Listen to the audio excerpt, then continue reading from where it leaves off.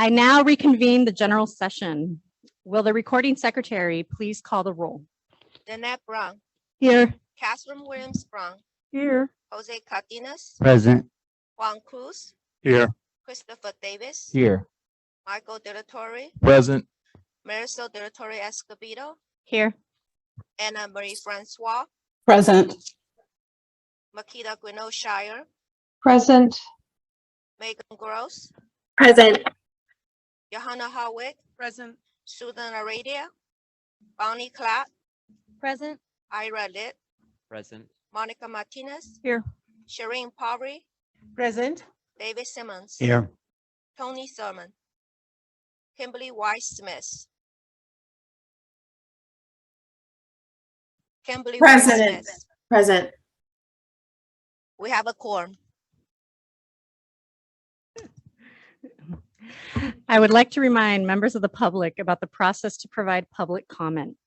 The committee chair will announce when the public comment period is open during the presentation of the agenda item and ask for anyone who wishes to comment to notify the meeting moderator. Individuals who attend the meeting at the commission office will need to submit a request to address the commission card to the meeting moderator. The meeting moderator will notify the individual when it is their turn to speak. At that time, the individual will be able to approach the microphone and share their comment. Individuals who join the meeting via the Zoom webcast will need to click on the raise hand icon to inform the meeting moderator that they would like to speak on the item. The meeting moderator will notify the individual when it is their turn to speak by calling their Zoom ID. Please remember that the Zoom ID is the name used when logging into the meeting. At that time, the individual will be prompted to unmute their microphone and will be able to share their comment. Please note the Zoom ID name used by the member of the public to join the Zoom meeting will be displayed to the public when the individual provides public comment. Individuals who join the meeting via the U.S. toll-free number will need to press *9 on their phone to inform the meeting moderator that they would like to speak on the item. The moderator will notify the individual it is their turn to speak by calling their phone number and will allow them to unmute their telephone. At that time, the individual will be prompted to press *6 and will be able to share their comment. Please note, only a partial phone number will be displayed to the public when the individual provides public comment. We are starting off today with public hearing 3H. I now open the public hearing. The commission has two public hearing items before it today. Item 3H is the proposed regulations regarding options for meeting the subject matter competence requirement. David DeGeer will review the proposed amendments to the regulations and the response to the solicitation of public comment. Mr. DeGeer, please begin. Thank you. Good morning, commissioners. This first public hearing on proposed additions to Title V of the California Code of Regulations is being held in relation to a 15-day notice published on April 3rd, 2023, regarding proposed creation of Section 80096 regarding the determination of subject matter competency. The Commission originally approved the text of this proposed new section at its June 2022 meeting. As staff worked through the regulation promulgation process, a member of the public requested a public hearing during the required 45-day public comment period. That hearing was held at the Commission's December 2022 meeting. And based on considerations of issues and public comments, the Commission adopted a revised version of the regulations text. Staff submitted the revised regulations packet to the Office of Administrative Law in February 2023 for review.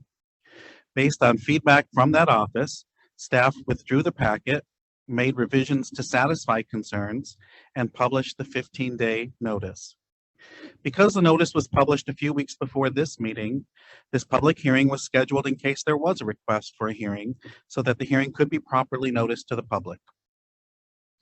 The two changes made to the proposed text of the regulations to address concerns from the Office of Administrative Law are: 1, to remove an option in transcript evaluation that allowed for upper-level coursework to be counted if prerequisite coursework covered one or more domains of the subject matter requirements.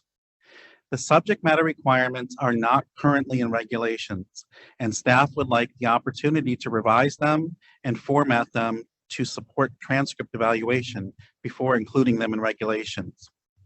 The second change was to remove the phrase "or similar major" from several sections because it is overly vague.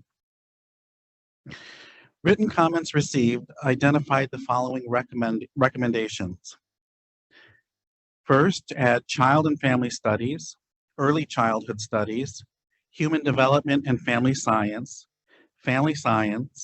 and child, adolescent, and family studies as majors for the PK3 credential. Staff agree with these recommendations because these majors all have different names at campuses around the state. The second recommendation is that early childhood education and child and adolescent studies majors should count as meeting the subject matter requirements for a multiple subject credential.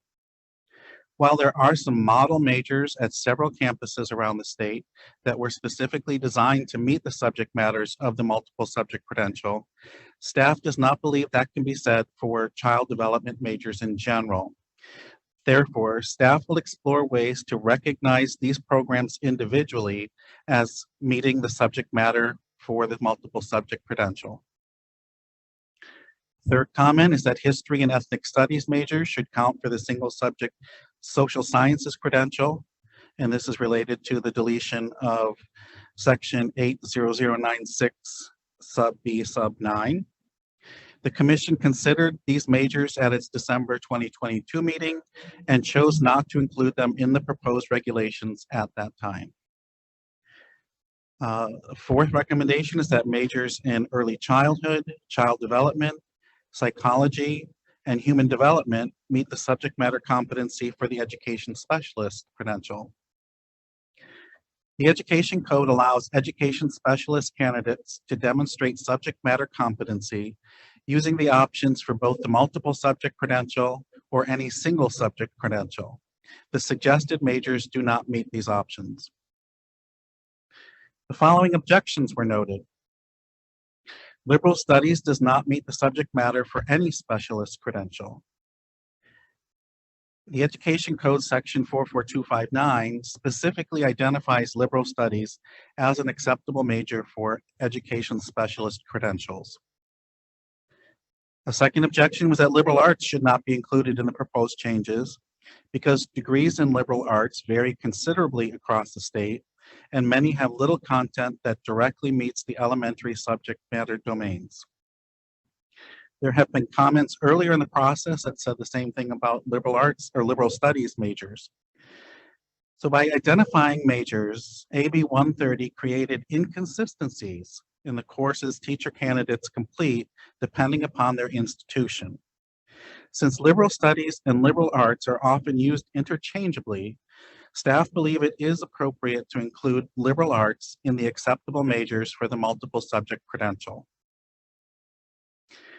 The commenters noted that there are some timing issues for determining subject matter competence related to both integrated undergraduate programs and when candidates plan to start a post-baccalaureate preparation program in the semester after they complete their bachelor's degree.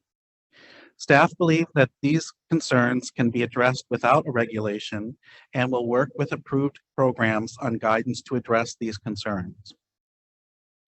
Two comments in particular deserve some clarification.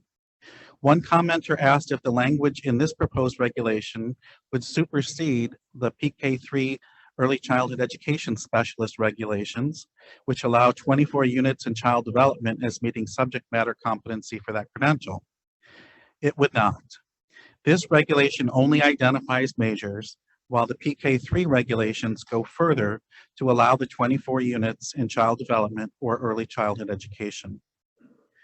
Another commenter said that although liberal studies majors meet the subject matter requirement for the education specialist credential, it is not appropriate subject matter for the proposed PK3 Early Childhood Education Specialist Instruction credential. Although the PK3 credential has in its name the phrase education specialist, it is not a special education credential. So liberal studies does not meet the subject matter requirements for the PK3 credential. It is an unfortunate coincidence in the way credentials were named in the Education Code. So the Commission's options today regarding the proposed regulations are: one, to approve the proposed regulations as posted in the quoted correspondence and the notice of public hearing and send the package as written to the Office of Administrative Law, or to amend the proposed regulations based on public comment and send the amended regulations package to the Office of Administrative Law. And I will be happy to answer any questions after the public comments. Thank you so much, Mr. DeGeer. We will now open for public comment. I'd like to know, members of the public, that we will be setting a 1-minute time limit for speakers. Recording secretary, are there any public comments?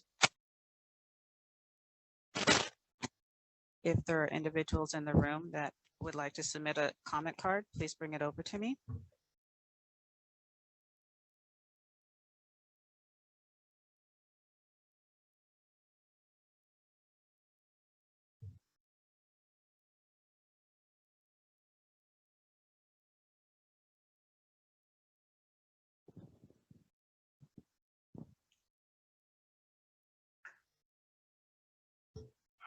Kimberly Barker. Please state your, share your comment.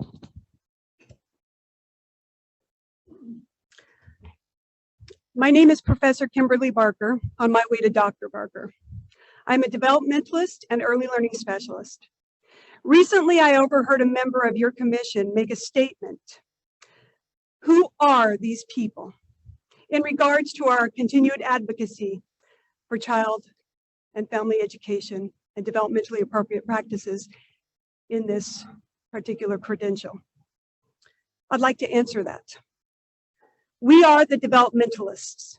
We are the early learning specialists. We are the protectors of children. This is our legacy. We as a collective of early learning professionals, based on extensive research, know this credential as it is will harm our children. Please don't let this be your legacy. Join us in reimagining this credential. Please pause, take a moment, engage in reciprocal work with us, the specialists. Thank you for your time.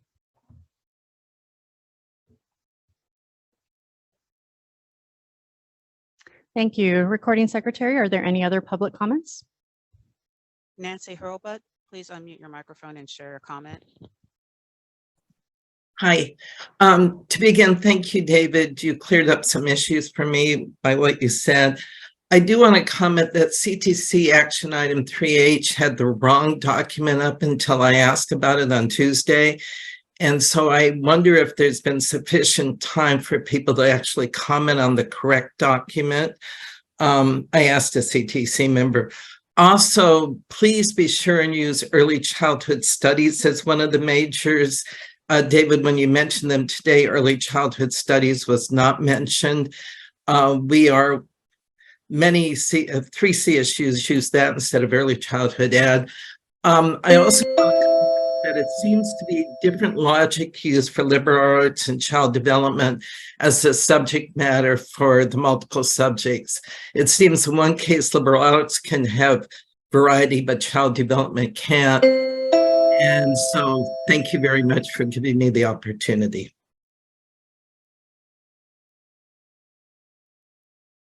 Denise Kennedy, please unmute your microphone and share your comment. Hi, thank you. David, you clarified things for me as well. I just had a question for you regarding the timing. We at the CSU have issues with our students entering a multiple subjects credential program based on the timing, as we said, and I just wanted clarification. You said it's not going to be in regs, but it's something that you would work.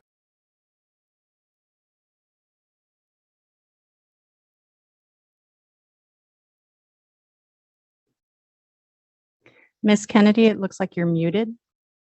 I'm so sorry. Did you hear anything I said?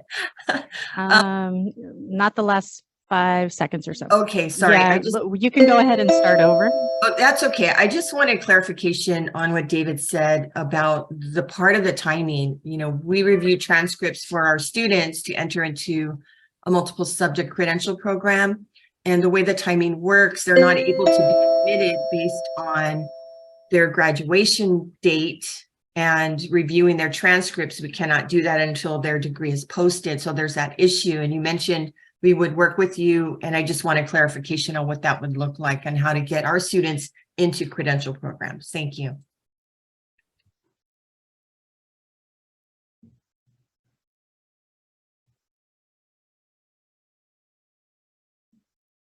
We have no additional requests for public comment. Okay, I'll wait another few seconds just in case.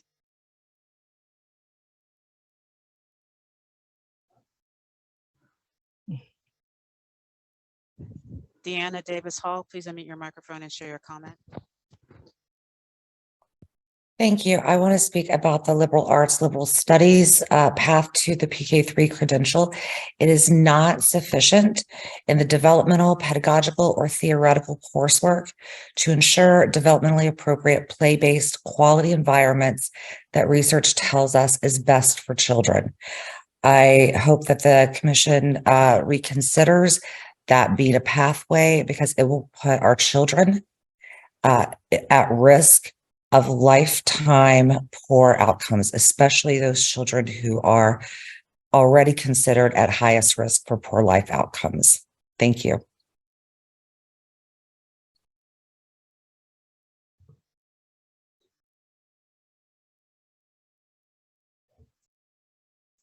Recording secretary, are there any other public comments? We have no additional requests for public comment. Yep, I see. One more.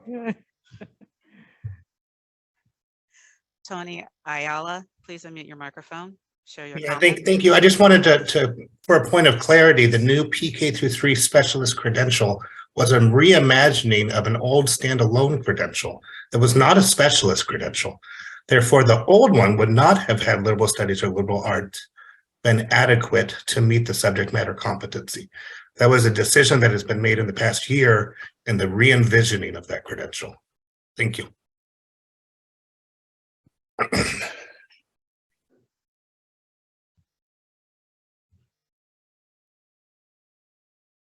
does not appear we have any additional requests. Okay. The public comment period for this item is now closed. Mr. DeGear, would you like to address and answer the questions that were? Sure. So the question from Denise Kennedy, it would be really difficult to craft a regulation that would cover all of the situations in which the timing is an issue. I mean, primarily it is there's 2 integrated undergraduate programs where in the past the commission has allowed candidates who meet 4/5 of the major to complete student teaching, and we need something similar for the degree issue. And the other one is in regards to candidates who are applying in spring to start a credential program in the fall, and it's the spring of the final year of their bachelor's degree.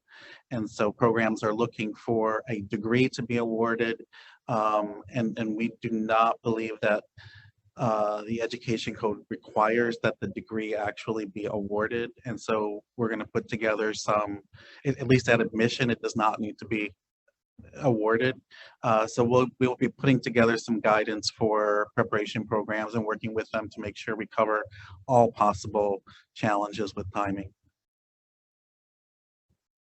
Thank you for that clarification. Commissioners, are there any questions or comments regarding the proposed regulations? Go ahead, Commissioner Pavri.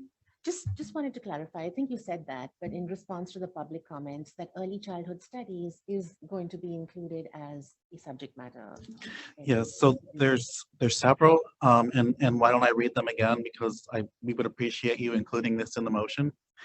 The majors that have been recommended are child and family studies, early childhood studies, human development and family science,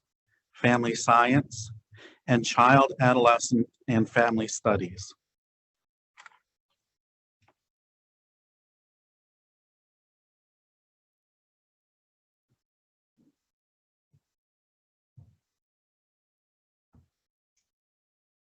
Commissioner Brown?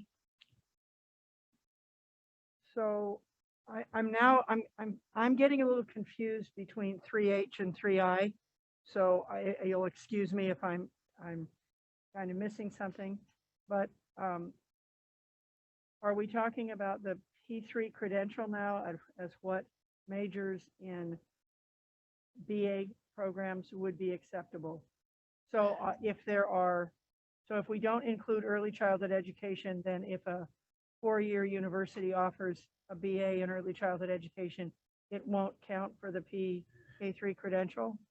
I'm sorry, I'm just getting a Sure. little So confused here. in our next public hearing, we'll be making the same recommendation that you include this list of majors in that set of regulations as well.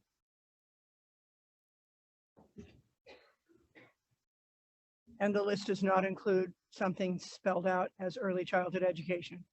Early child education and child development are the ones that are currently spelled out in the regulations. I see. And so we're saying, please add all of these Got it. as So having that. that's the additional ones. Correct. Thank you. Just trying to get clear. Thank you. I just want to add to that. I know we've got two items that are closely related and tied by this PK3 credential issue. This one is about the majors that would qualify for the subject matter.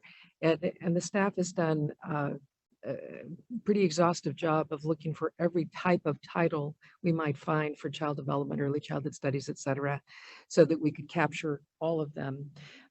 Because the Office of Administrative Law won't tolerate things like or similar major in a regulation. So we tried to just lock down every name for that type of degree that we could find.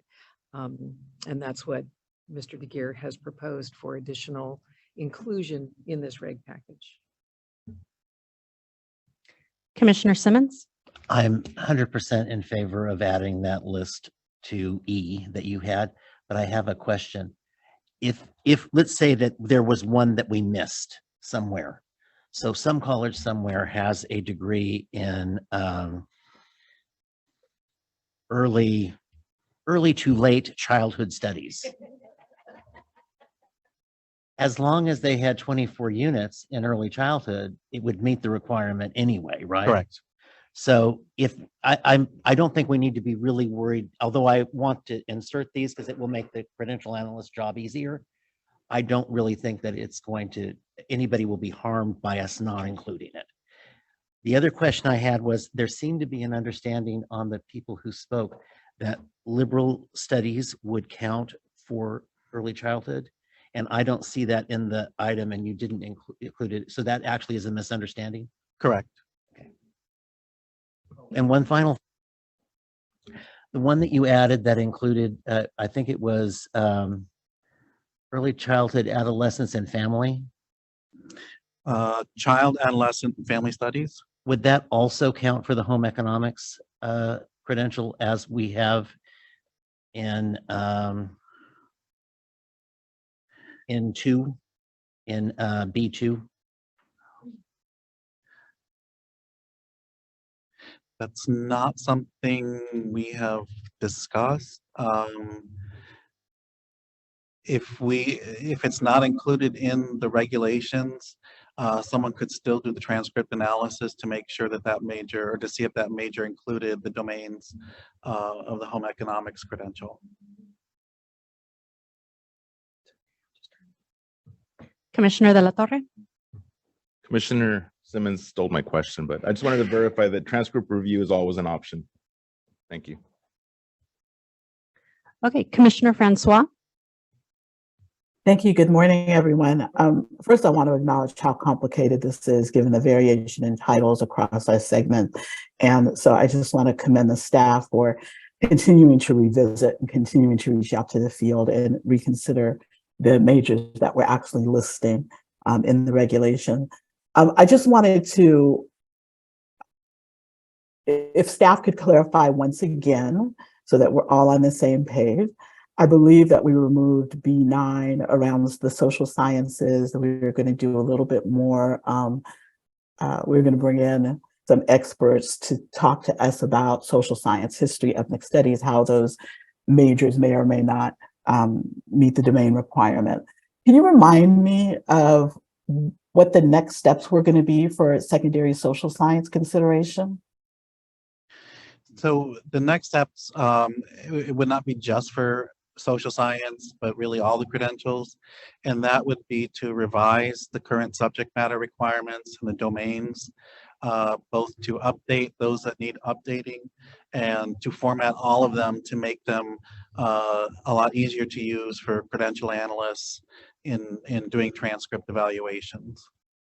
And so we'd like to do that process before we then look at those majors again.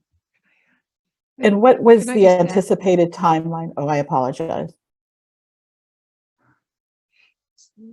With apologies, Commissioner Francois, I just wanted to add to this that, that the issue of ethnic studies, as I mentioned yesterday in my report, is the subject of legislation right now, and which means the legislature has an interest in weighing in on the credentialing implications of ethnic studies. So our timeline is following in some parallel with what the legislative intent might be. At the same time, you remember that this regulatory package in December had a recommendation that ethnic studies majors count towards social science and that history majors count toward the social science. Both those things were pulled in December, as you recall, which led to this question of when are we going to get to it.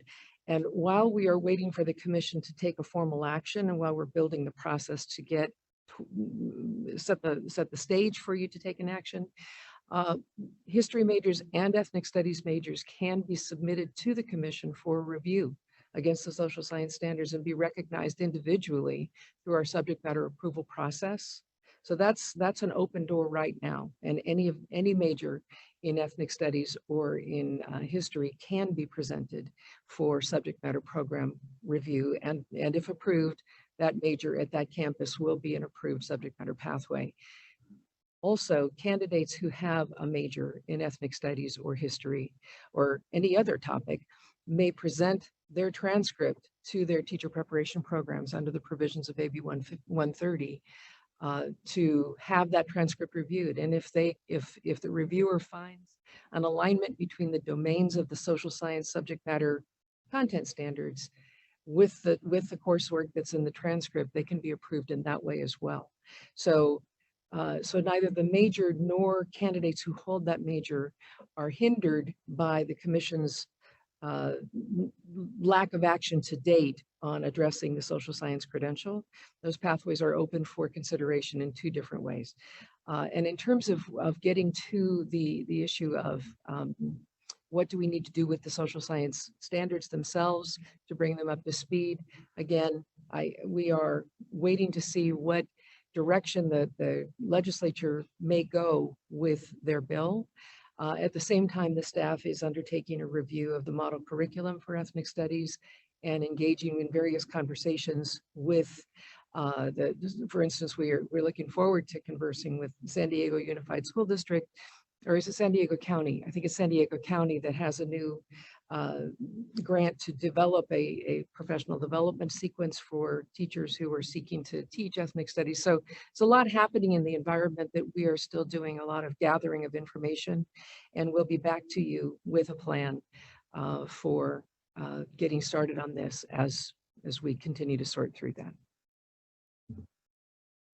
Thank you so much. I think that all of that clarification is much needed in the field. I think there's a lot of misinformation and misunderstanding because it's a highly contested space. So I really appreciate the clarity of that explanation. Commissioner Gross. Good morning. I thank you for this conversation because it's helped answer some of my questions that I've had and clarifications. I just wanted to point out one more area where I think we need a double strike through on the word credential. And it's on page 3, it's on page 6. And it's for the single subject area of science, biological sciences. That credential was left open instead of strike through. So I just wanted to make sure before we voted that correction was made as well. And I only saw that because I'm somebody who had a biological sciences major, so my eyes went straight to that. But thank you very much for this item. Thank you for catching that. Commissioners, any further questions, comments?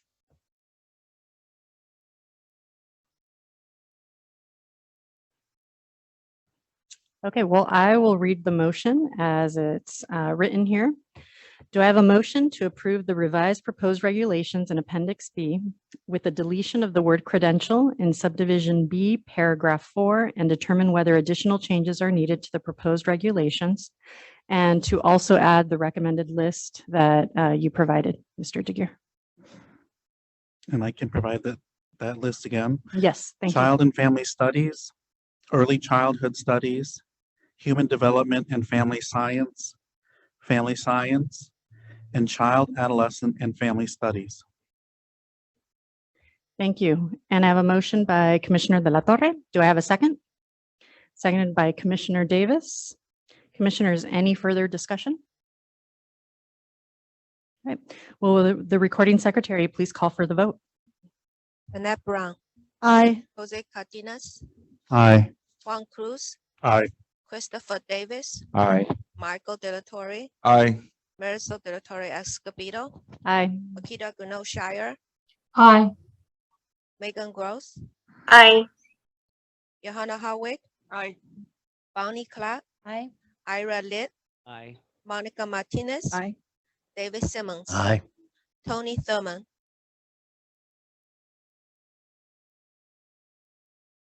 Motion carries. Thank you.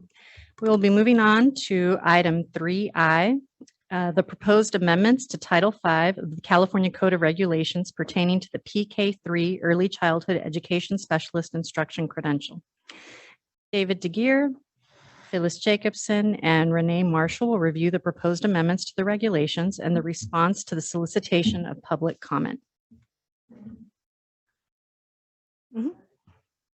We just would like to remind the public that there is an insert for this item that is available on the website and in the back, on the back table, an insert for item 3I. Thank you. Mr. DeGear, will you begin, please? Good morning again, Commissioners.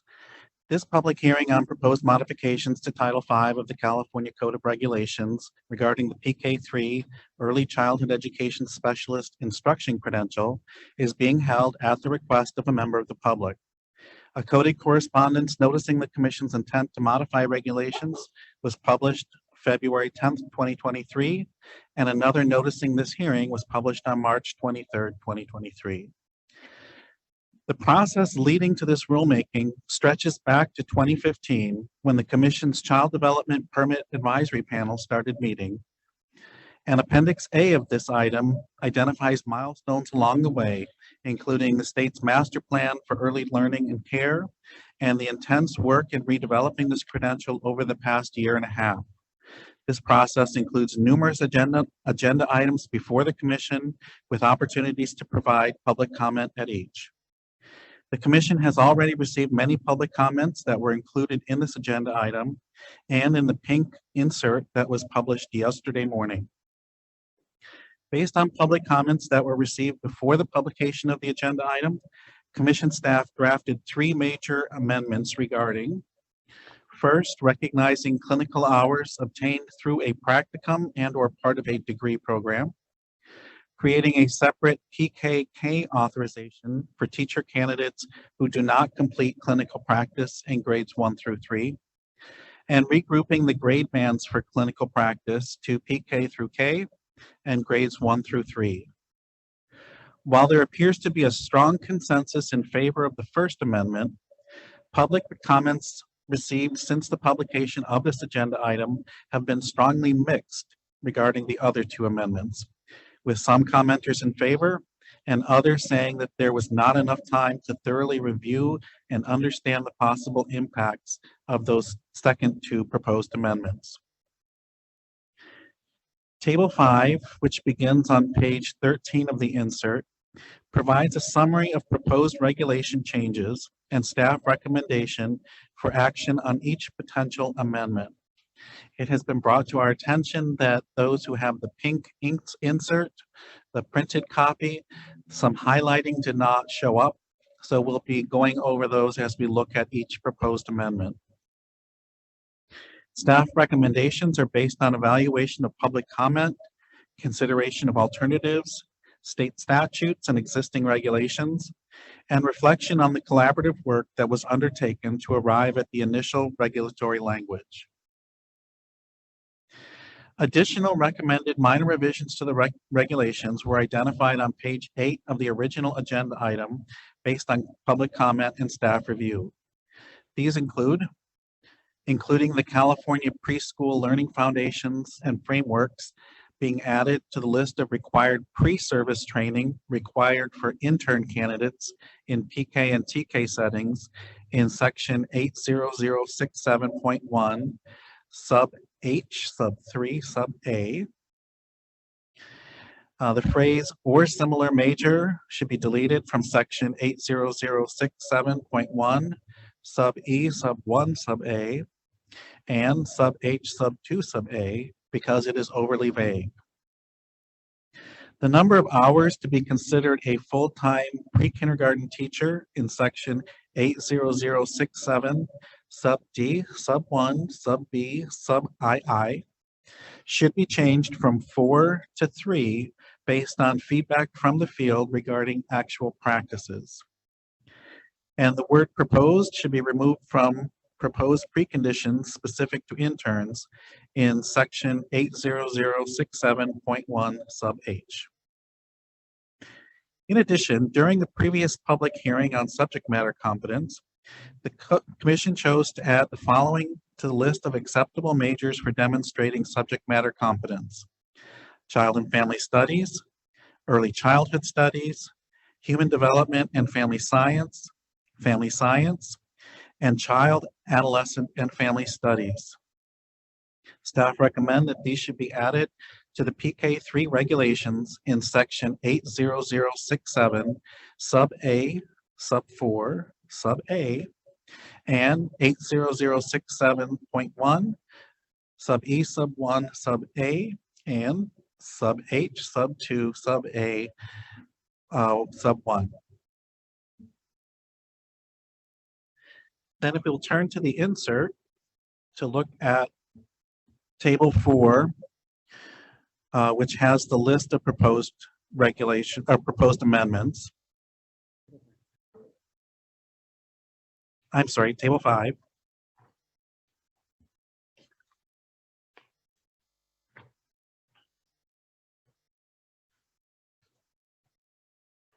Thank you.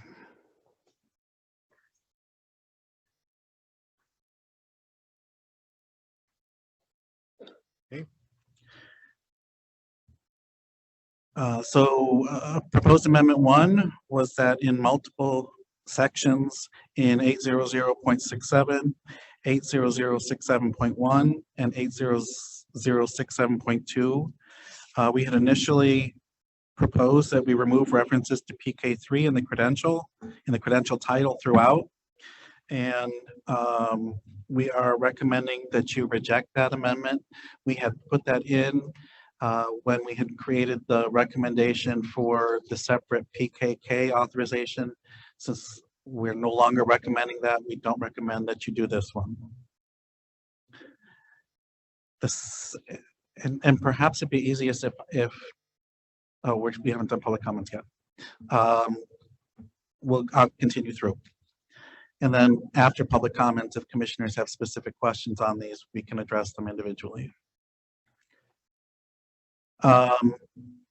Proposed amendment number 2 was to modify the existing sections to amend the grade ranges for clinical practice. And as I said previously, we recommend that we reject this one based on public comment.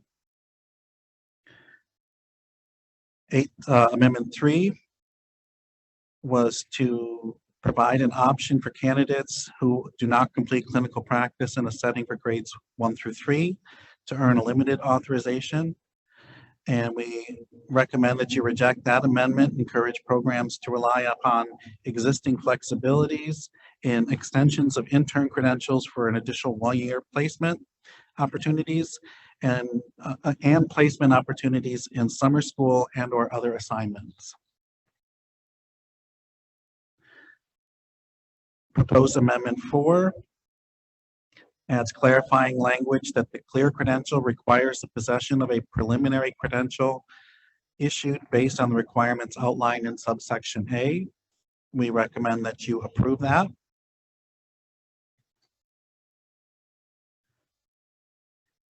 In Amendment 5, the proposed amendment was to add a requirement that programs grant equivalency as specified to candidates who have completed a practicum at originally accredited IHE, and also to modify this provision to add early childhood studies degree and to ensure that practicum hours are completed with preschool children. And we recommend that you approve that amendment. Amendment 6 would clarify that only a multiple subject credential holder who has met all statutory requirements to earn their credential may use that option. And that is to ensure that multiple subject candidates who would like to earn the PK3 credential have completed a teaching performance assessment and passed the RECO. Amendment 7 modifies the existing authorization statement to add the new authorization with PKK, and we recommend that you reject that one. Amendment 8 is to modify the preconditions to simplify and add clarity to the alignment with the revised 44259 sub B, sub 4, sub A and B, and that's related to Senate Bill 488. We recommend that you approve that. Would not really require programmatic changes, but just makes it very clear as to what's expected with SB 488.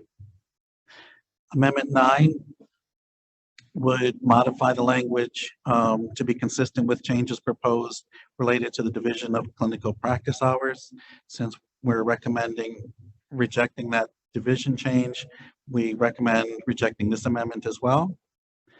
Amendment 10, to modify language to make consistent language about clinical practice experience in one's early childhood employment setting with clinical practice requirements for 2 settings. And we recommend that you approve that amendment. Number 11 is to modify language in the section to be consistent with the proposed change in the division of clinical practice. So again, it's in several places in the proposed regulation. So we recommend that you reject that one. Amendment 12 would add a precondition language to be consistent with the acceptance of practicum. So making sure that that's consistent with accepting that practicum. We recommend that you accept that one.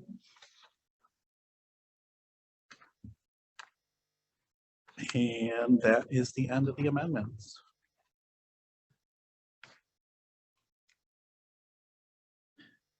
So we are happy to answer any questions after the public comment. Thank you, Mr. DeGear, for walking us through it piece by piece. We will now open for public comment. Members of the public, I'd like to remind you that we have set a 1-minute time limit for speakers. Recording secretary, are there any public comments? Liz Alvarado, please unmute your microphone and share your comment. Hi, yes, I'm Liz Alvarado with Californians Together. And we wanted to express our appreciation for the continued development of the ECE through 3 specialist credential. With regard to the latest amendments, we do support, as you noted, many supported the first amendment to include the practicum hours towards meeting the clinical practice for ECE who are already in the field. The second amendment, we do not support because we feel that this alternative pathway for the early childhood for the TK through kinder credential would place an undue burden on candidates, and it would lead to significant staffing challenges. We support the idea of 1 practicum for the EC through 3 consistent with multiple subjects credential. And thank you. We continue. think that my time might be up, but we also look forward to working with you on prioritizing pathways for candidates to attain their bilingual authorization concurrently. Thank you. Anna Powell, please unmute your microphone and share your comment. Good morning. My name is Anna Powell from the Center for the Study of Child Care Employment. Thank you for holding this meeting today. I write to confirm that CSCCE, my Center of Research, remains committed to the vision of an equitable pathway for early educators to obtain this credential and join the TK setting. However, we would like to point out, I'm still trying to process the dizzying number of new amendments that I was not aware of until this morning. So please, I apologize if I comment largely on the ones from earlier this week. We would like to continue focusing on the clinical practice required in the elementary setting, namely first, second, or third grade. The center maintains that early educators with 6 years of experience, a bachelor degree in one of these before-mentioned fields, should have sufficient experience and training, including, for example, 12,000 hours of experience in a pre-K setting that should provide them with a full authorization to teach across those grades in the credential. Thank you for your time.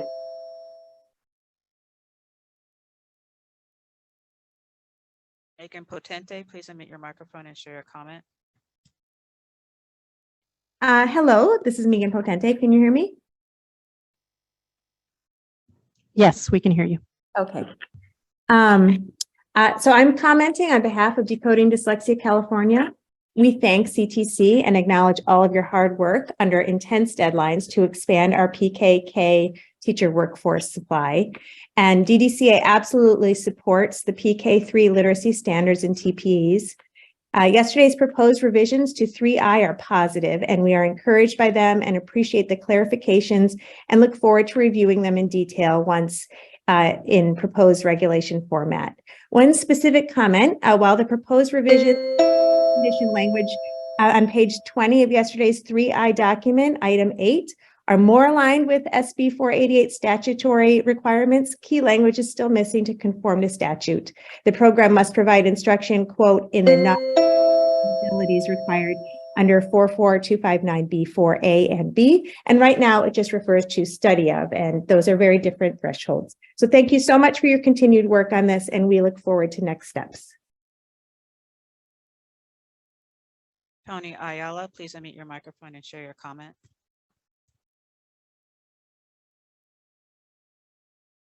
My name is Tony Ayala. I'm a full-time faculty at Solano College. I want to thank the Commission for considering the inclusion of practicum as part of the equivalency for the PK through third credential.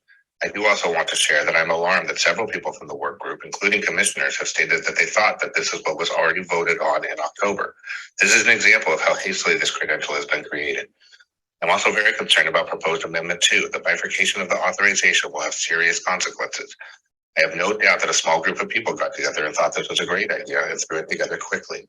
It did not take into consideration the impact on institutions of higher education, including credentialing programs, LEAs in the hiring process, and what this will do for future teachers as they try to find their path into the profession. It was thrown together quickly with the hope that it would stick. These are both examples of why this credential needed authentic input from its constituents, including higher education, to inform its creation. I promise if that had happened, neither of these amendments, one that I am for and one that I am against, would be discussed today. Thank you. My name is Tony Ayala.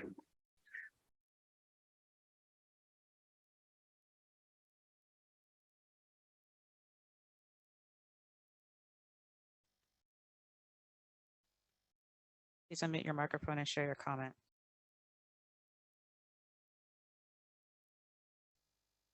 I want the commission to know that I am in favor of a PK3 credential, preferably with authorizations for infant, toddler, and 4th and 5th grades. However, I've had many concerns over this PK credential, and I'm glad to see that some of the revisions made by the commission here today.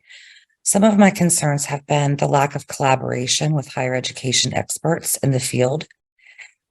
Another concern is of the lack of suitable qualifications for supervising teachers for interns.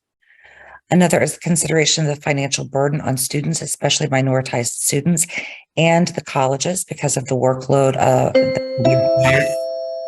The lack of appropriate timeline for the rollout that includes the creation of a TMC and the time that will be required to have courses and programs created and approved. These things and more will contribute to detrimental behavior of children and will set them up for poor lifetime outcomes. Thank you.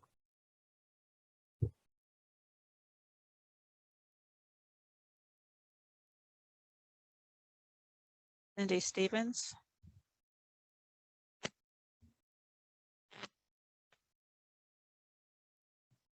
Hello. As one of your constituents, while I should be given more than a minute to talk, I appreciate my time as it is better than no time. As a professional with expertise in the field of early childhood education, my voice has been marginalized. In the multitude of meetings that I have attended and in the design work group that I was chosen to participate in, my voice was silenced and my ideas were negated. In the beginning, CTC engaged us and we began to develop a sense of trust. However, that trust quickly eroded, and since I am only given 1 minute to speak, I would like to ask you a few questions that I hope you will ponder in making this important decision that will impact the children and families that are served in our educational system. How does the Commission define a highly qualified early childhood professional? How does this credential professionalize the field of ECE? And what would be the problem if we slowed down to reimagine this credential? My hope for today is that you will listen to our voices and we will pause and collaborate to create an equitable credential that will serve the diverse needs of children and families in the state of California. Thank you.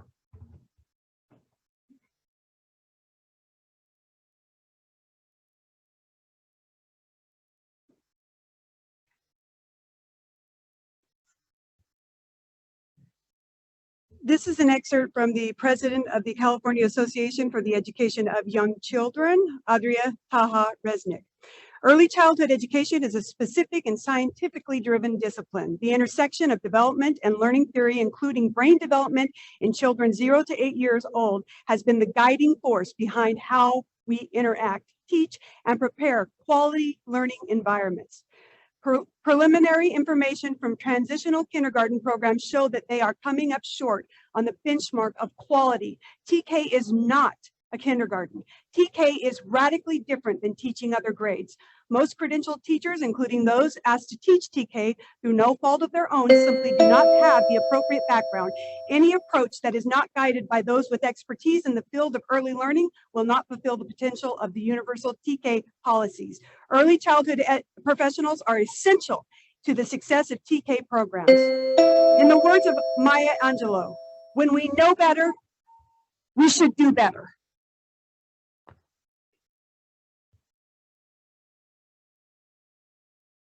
Andrea Mazzo.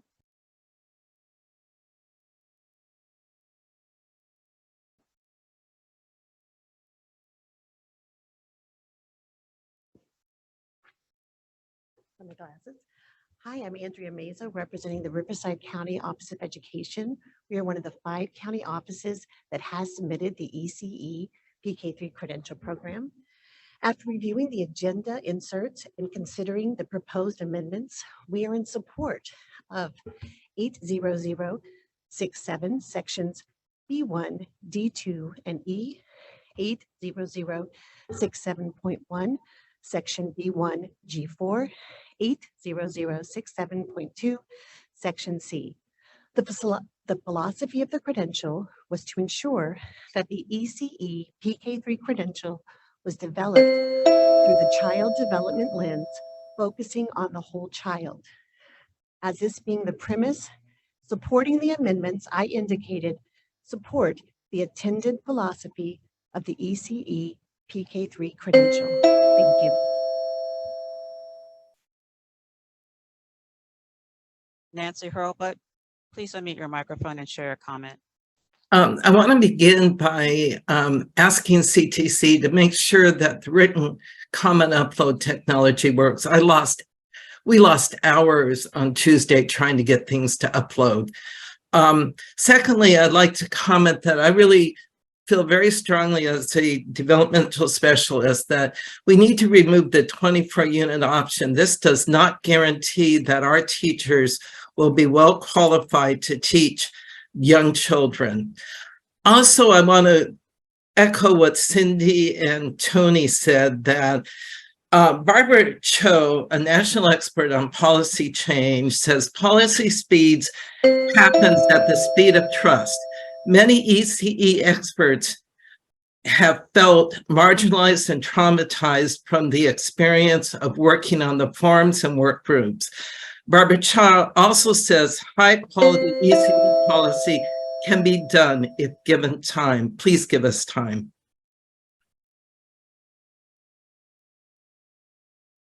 Harold Acord.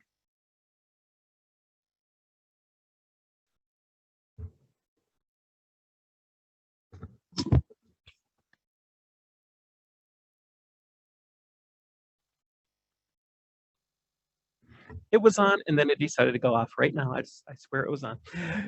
Good morning.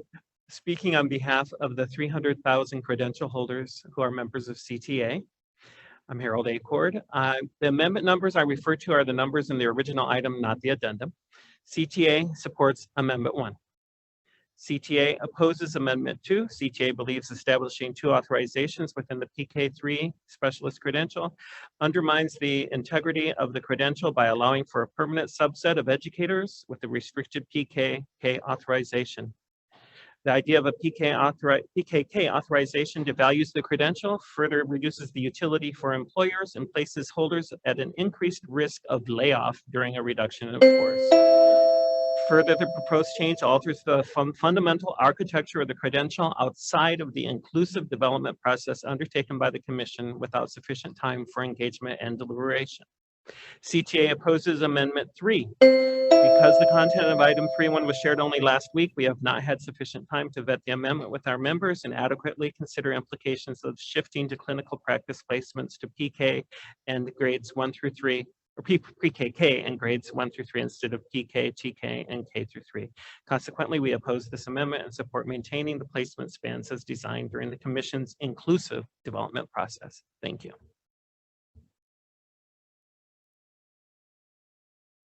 Jessica Sacco.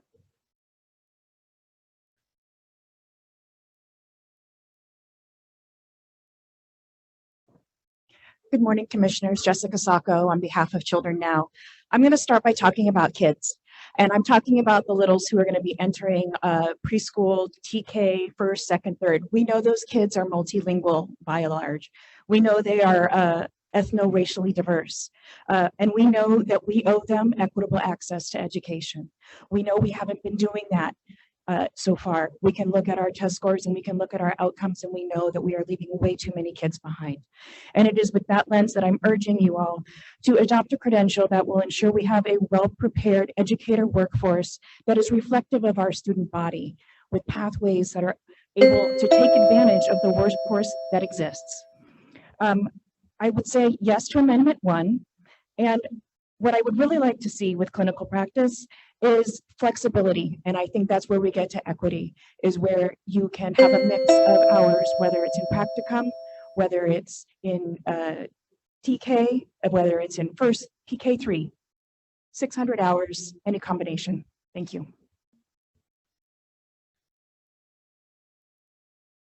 Gephardt.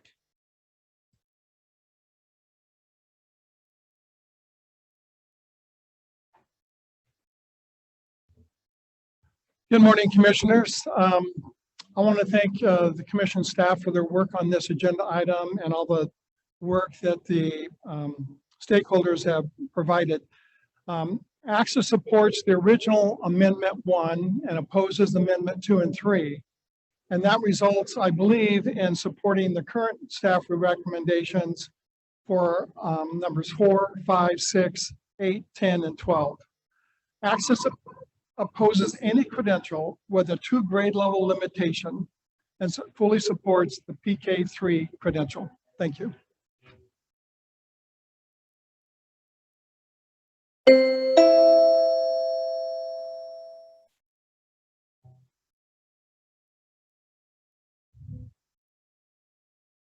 Additional requests for public comment.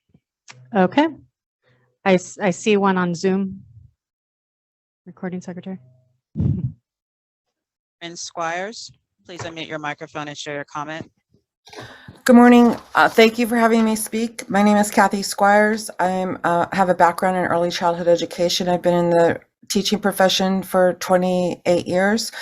I'd like to ask that in order to ensure developmentally appropriate practices are implemented within the early childhood field, including birth through 8-year-old children, to kindly slow down the process and listen to the experts in the field of early childhood education and institutes of higher learning. Thank you.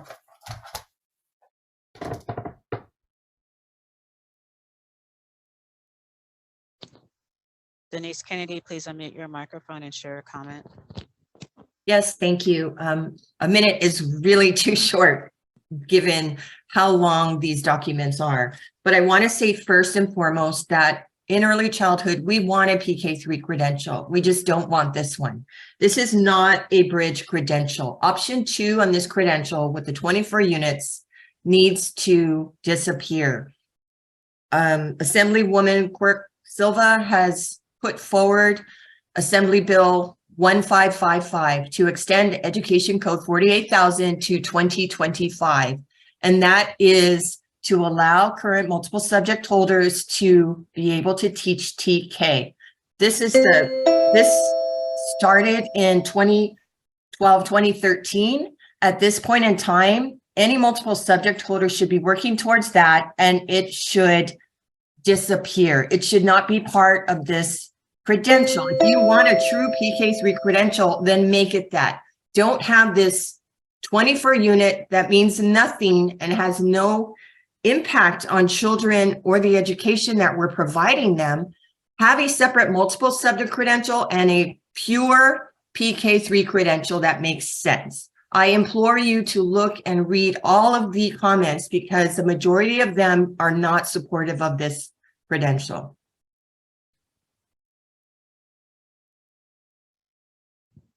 Eden Haywood Bird, please unmute your microphone and share your comment. Hello, good morning, Commission. Thank you. There's been a lot that has been talked about and written about from the perspective of adults in relationship to this credential. And I have just come to this place where I feel like, where is the voice of the children? The children seem to have been completely lost through this discourse over the last 18 months. This process has been a race to approve a credential where the children have not really been thoroughly considered. Please, please consider the needs, rights, and what developmental science says about young children and what they need. This is their lives that we're talking about. We could do real damage to actual people if we approve a credential that does not give them teachers that provide appropriate experiences. Please consider the children. Thank you.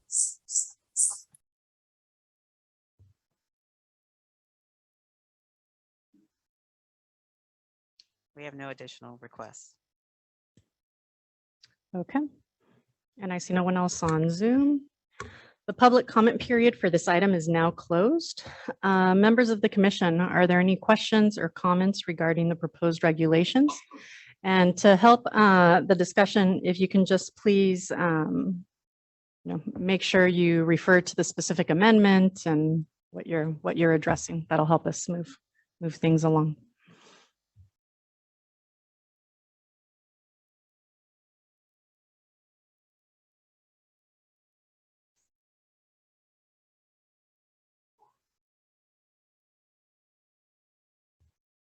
Yes, Commissioner Klatt.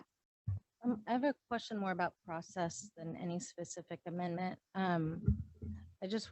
had a lot of public comment, and there were a couple of folks who mentioned that they felt like the work groups, that their voices weren't heard. And so I'm just curious, was there, but I didn't hear anything specific from those comments. So I'm just curious if staff can help us know a little bit more about the work group process, and were there any specific complaints? I'm assuming the work groups, and maybe I shouldn't assume, but were conducted in a way similar to how most work groups are conducted. Was there anything different about the way these work groups were conducted that might have made people feel that they weren't heard? I have brief comment and then I'll let Dr. Jacobson talk. No, we conducted these work groups the way that we conduct all other work groups.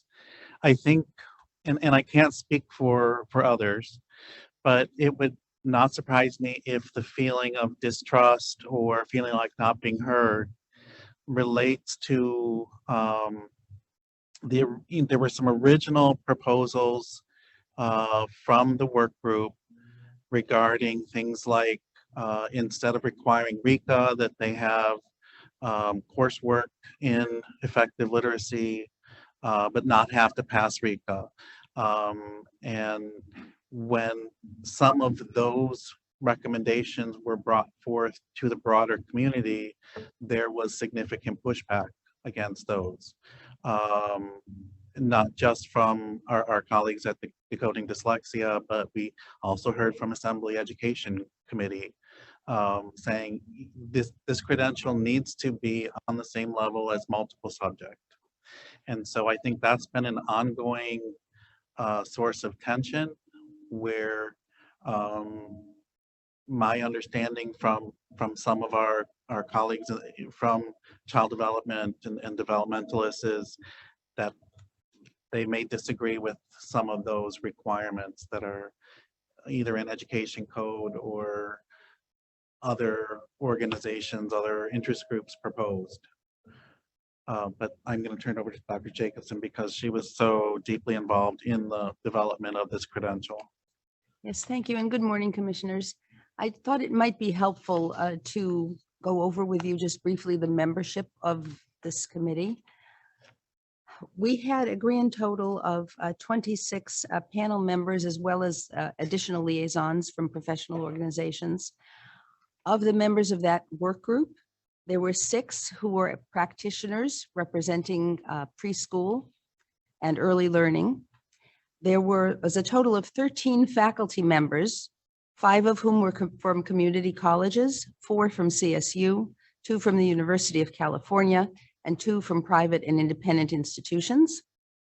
There were 6 LEA representatives, primarily representing employers of these early childhood professionals. 6 were from county offices of education or local school districts, and 1 was representing an employer group in the early childhood field. In addition, we had representatives from the Center for the Study of Childcare Employment from the UC Berkeley. We had a representative from the Institute for Racial Excellence and Equity and Excellence. We had a representative from Early Edge, California, and we had a representative from the California School Boards Association, and we did have a commission liaison on the panel. So that was the membership of the group that provided the original recommendations to you throughout these many agenda items that we've presented on this topic. Thank you. I appreciate you reviewing the membership. That was helpful to hear. Thank you. Do you mind if I just add a little bit to that? I mean, the work group met from September or December, I think, of 2021 through April or June of 2023. They had their formal meetings. I'm just looking for the nods there. Just give me the signals from that. Right. So those were the meetings, but in between the meetings, we were engaging with any group that wanted to engage. We sent everything out for field review, received significant numbers of responses on the standards and the TPEs. So we were checking with the field consistently and taking the feedback in when the critique came in that there was insufficient attention to play-based pedagogy in the TPEs and the standards for this credential. We went back in as a staff team to look for every single place where that should be amplified, because what we're really trying to do here is bring 2 worlds that are very different together, and actually to create a very strong core of educators who can work effectively across that early learning space with very focused preparation on those age groups. So I would say that there's no partner or interest group that got everything they wanted in this credential. And in fact, Deborah Stipek has been here previously at the commission table to speak. She's been with us since the 2015 work that Mr. DeGear raised earlier. You know, what she said is it's not perfect. And that's what she has said to you previously in public comment. This is not perfect, but it's good. And it's a good starting point. And I think that I think we all agree that this must really focus on developmentally appropriate practice. And that, you know, the question of whether we are pushing the norms of multiple subject credential preparation in K-12 down into the pre-space or pushing up from the preschool space.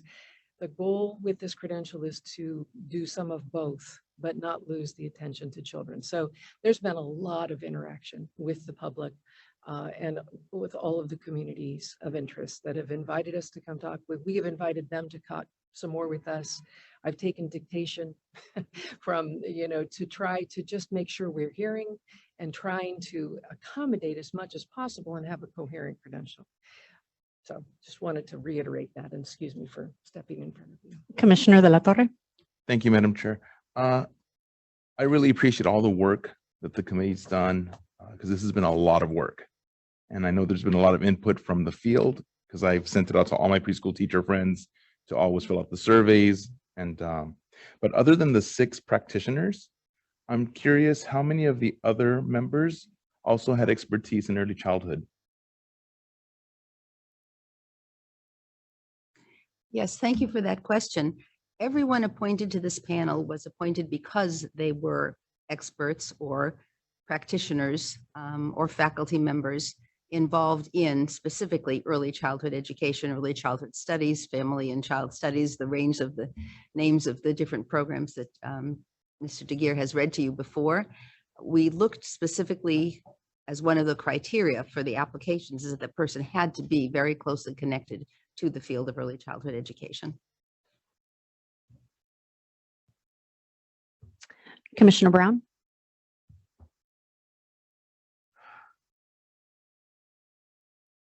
We are trying to do something that hasn't been done before.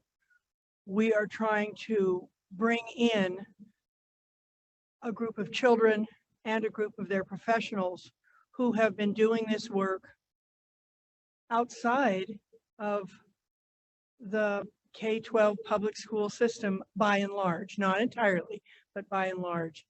Its diversity is remarkable. And so all the systems that we use to prepare the teachers haven't until recently in this last decade really had much of a voice even at the commission, much less in the legislature. So with the Ed Master Plan and this governor and this legislature saying, okay, we're going to do it, we're in a situation where we really want to bring in many voices, and everyone can't have everything they want all the time. That's what my grandma used to say. You can want it all the time, but you can't get it all the time. But what can we do? What can we do? And transitional kindergarten is already happening. So let's make it the best we can. And let us bring in early childhood education into the public education sphere so that all young children get the high quality early experience that they deserve, not just a few. In doing that, we can't please all the people all the time. Uh-oh, I sound like my grandma again. But what we do need to do is listen to all of our voices and then try to craft something that is the best first step out. I imagine 100 years ago, there were questions like this around, and you're nodding, around what should elementary school look like? What should elementary school look like? Remember when it was K-8? Now it seems more like K-5. Oh, now it's TK-5. So as things change, we need to change with it. I'm going to stop now. I'm taking more than my 1 minute. Thank you for that, because, you know, I've been here all along, and I'm going to stay and we're here to stay. Early childhood is here to stay. We're here. Commissioner Litt. Thank you. First, I want to just offer appreciation for the work of the committee, for the work of the staff, and for the deep engagement of the field in this important endeavor. I have a query, maybe both for staff and more experienced commissioners. So we're endeavoring to do something that's significant and new. I don't know the last time we've launched a credential that's this different from the current slate of credentials we have to offer. So I'm curious about the process for gathering data, feedback, and refinement, because whatever we do, we already will acknowledge that it's imperfect in its first iteration. So I'm curious about what kind of processes we already have in mind or we've used previously to gather some input on its successes, needs for improvement, so that we can make sure that we're refining in service of the field and also obviously the children and families and communities that we serve. So in my mind, the heart and soul of this credential are the teaching performance expectations, the TPEs, because that's ultimately what our candidates will be held responsible for. Those are our expectations of what they can do when they complete their program. That's what they're assessed on in their program. It's what they're assessed on in the teaching performance assessment. So Dr. Jacobson, I cannot remember how many times those TPEs were put out for public feedback. It was, I think, at least 3 or 4 times where, you know, we got our first iteration of the TPEs, got feedback on them, made changes, as Dr. Sandy said. You know, one of the big ones early on was not enough play-based emphasis on play in the TPEs. And so that change was made, other changes were made. And so it really was an iterative process to get to where we are now. And that process really went up through last October when the commission approved the literacy standards and TPEs for the credential. So what would you say, how many times have we put the TPEs out for public comment? I believe that Dr. Gear is, sorry, Mr. Gear is correct in that they went out at least 3 or 4 times, maybe even 5 with all of the various iterations.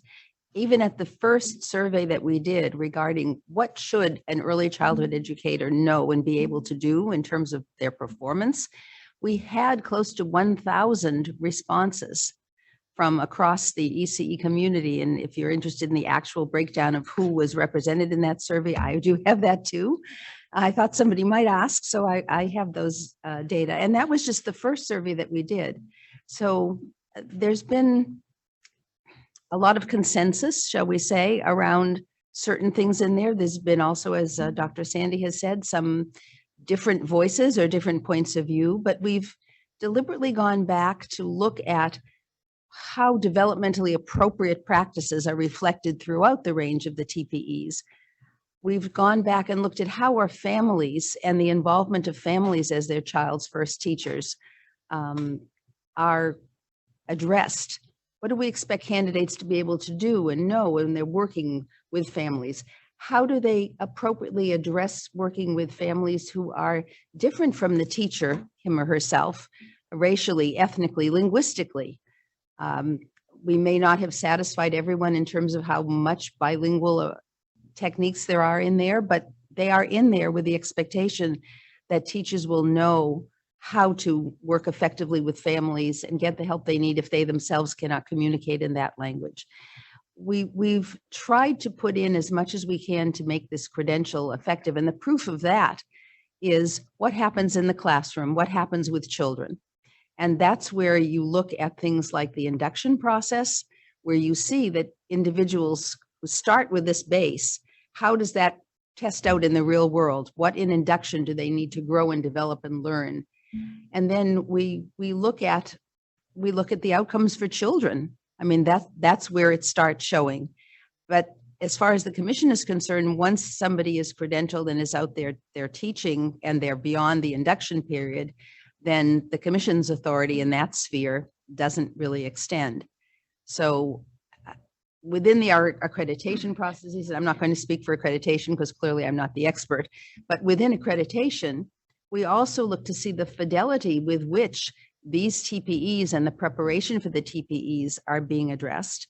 And we look to see, do the programs take action on the results that they find? If they find that their program isn't helping the candidates to learn and practice and be successful in these competencies that the commission, not we, but the commission has deemed to be appropriate, then there are mechanisms within the accreditation process to address that. But as I say, I'm going to tread back out delicately because I'm not the expert there. Dr. Sandy. I would just like to add one other, were you going to jump in? I was just gonna to point out that the TPEs are part of these regulations. And we've gotten to the point where there are no more comments on them, that people are generally very satisfied with the TPEs and the program standards. So the issues I think that we've been dealing with is how do we implement these programs in a way that is equitable, that brings along the current professionals that we have in pre-kindergarten programs across the state.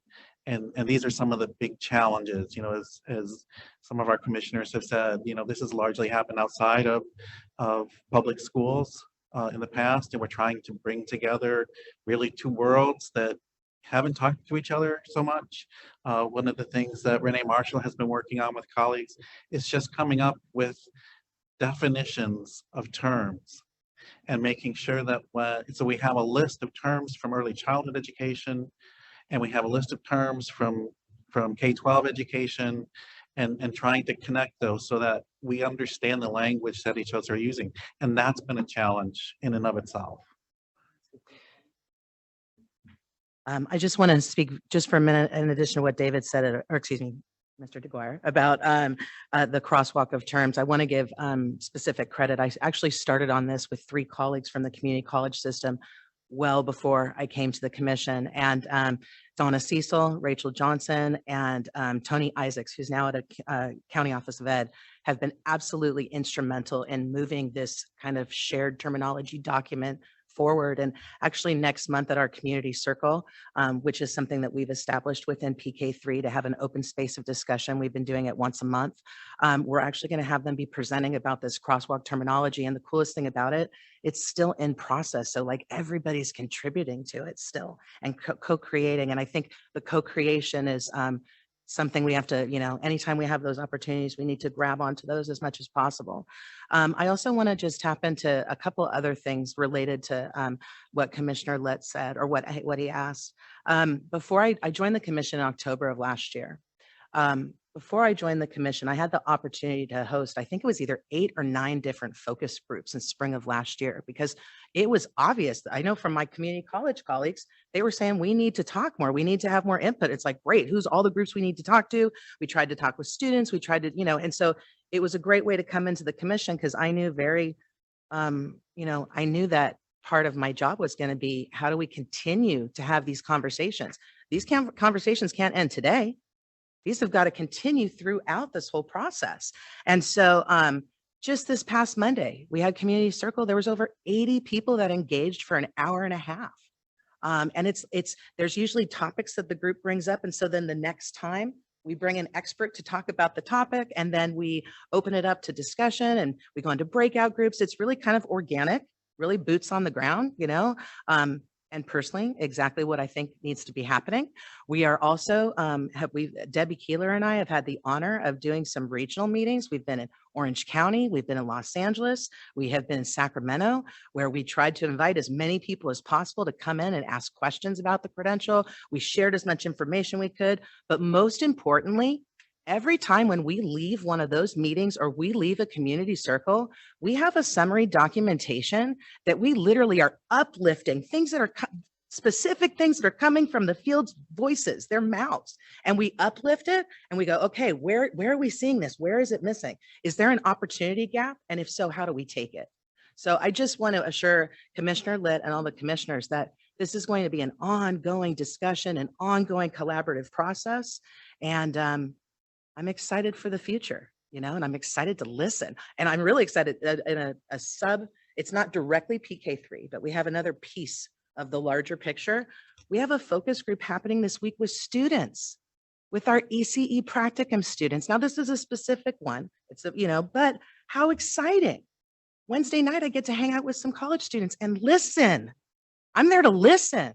And we sent everything ahead of time so the students would have it. I wanted to make sure, you never know who's going to be there. You want to make sure they have exactly what they need. We want to scaffold and provide, and so we sent it over to the faculty member. Hey, does this look good? She said, this is great. They're going to understand it. Looking forward to next week. So the continued dialogue, the continued collaboration, that's a commitment. There's a reason why I joined the commission last October, and I'm excited for our future. And we're very lucky that we brought Renee Marshall on. I just want to add one last kind of summary to this and get back to part of the question I think you were asking, Commissioner Litt, which is what about the future? So the last year and a half has been about developing this and really carving it out of the stone. We drew from what we've done in early childhood. We drew from what we have in multiple subject. We drew from the research nationally around how, what does a teacher in this space need to know and be able to do. So that was the development process. And I think our team has articulated that, how intensive that was. I also, for just a minute, I want to honor and respect the voices in this room that are not completely satisfied with the TPEs. And I understand that they've come to the table, they've written to us, and they've been engaged in the conversation. And literally, I don't think we've made anybody completely happy, which is not the goal. The goal is to put something in place that we think can work. And the whole process leading up to it was about getting to a confidence level that this is a starting point. But what happens next? 5 programs were submitted last week and reviewed by a first panel of reviewers experts in early childhood education to hopefully begin to offer these programs. These are county offices that are looking to establish an intern program. So they are the first that we know of. Well, they're not the only ones, but they're the first ones to actually submit a written document to these TPEs and standards and they know that nothing can happen until the final regulation package is approved, but they're trying to get themselves ready and in the queue. And they're the first ones to really try to narrate what does a program look like if it's going to meet these standards. We're going to learn a lot from that process, and where we find problems in that process, we'll be back. We're providing a lot of technical assistance and doing a lot of the definitional work that Renee Marshall is talking about here, where terms are not understood. If they need clarification, we'll be working on clarification. We have a reg package. When it's adopted and in place, we then have the implementation documentation that goes out. We have the ongoing technical assistance of working with the field. We are taking up a strategic plan sometime this morning that commits us to continuous improvement as a goal and a way of being that this commission has.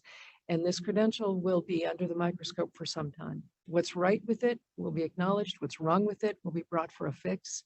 And absolutely, I'm all over Maya Angelou. When we know better, we do better. And that's absolutely true. And we appreciate you continuing to be with us in this. So much of what's going to happen next is about how the experts in this field pick this up and bring to it that which they fear is missing. And you've developed programs, you know what I'm talking about. You have a set of standards, you have an architecture, you have things you have to do. But what you do at Stanford University is bring your faculty expertise to this, and you make it alive for the candidates that you admit and you prepare and you credential. That's the opportunity that's in front of all of our preparation programs in the state. And our commitment, I'm prepared to make it with you and on your behalf, is that we will be continually monitoring what happens with this and coming back when and where we need to adjust it across the board. So just, I'm a hope that we move through development. We are now in the rush of what does all this mean? And we're quickly moving into implementation. And those are the stages of it. The continuous improvement part is coming along. Madam Chair, I see you on Zoom.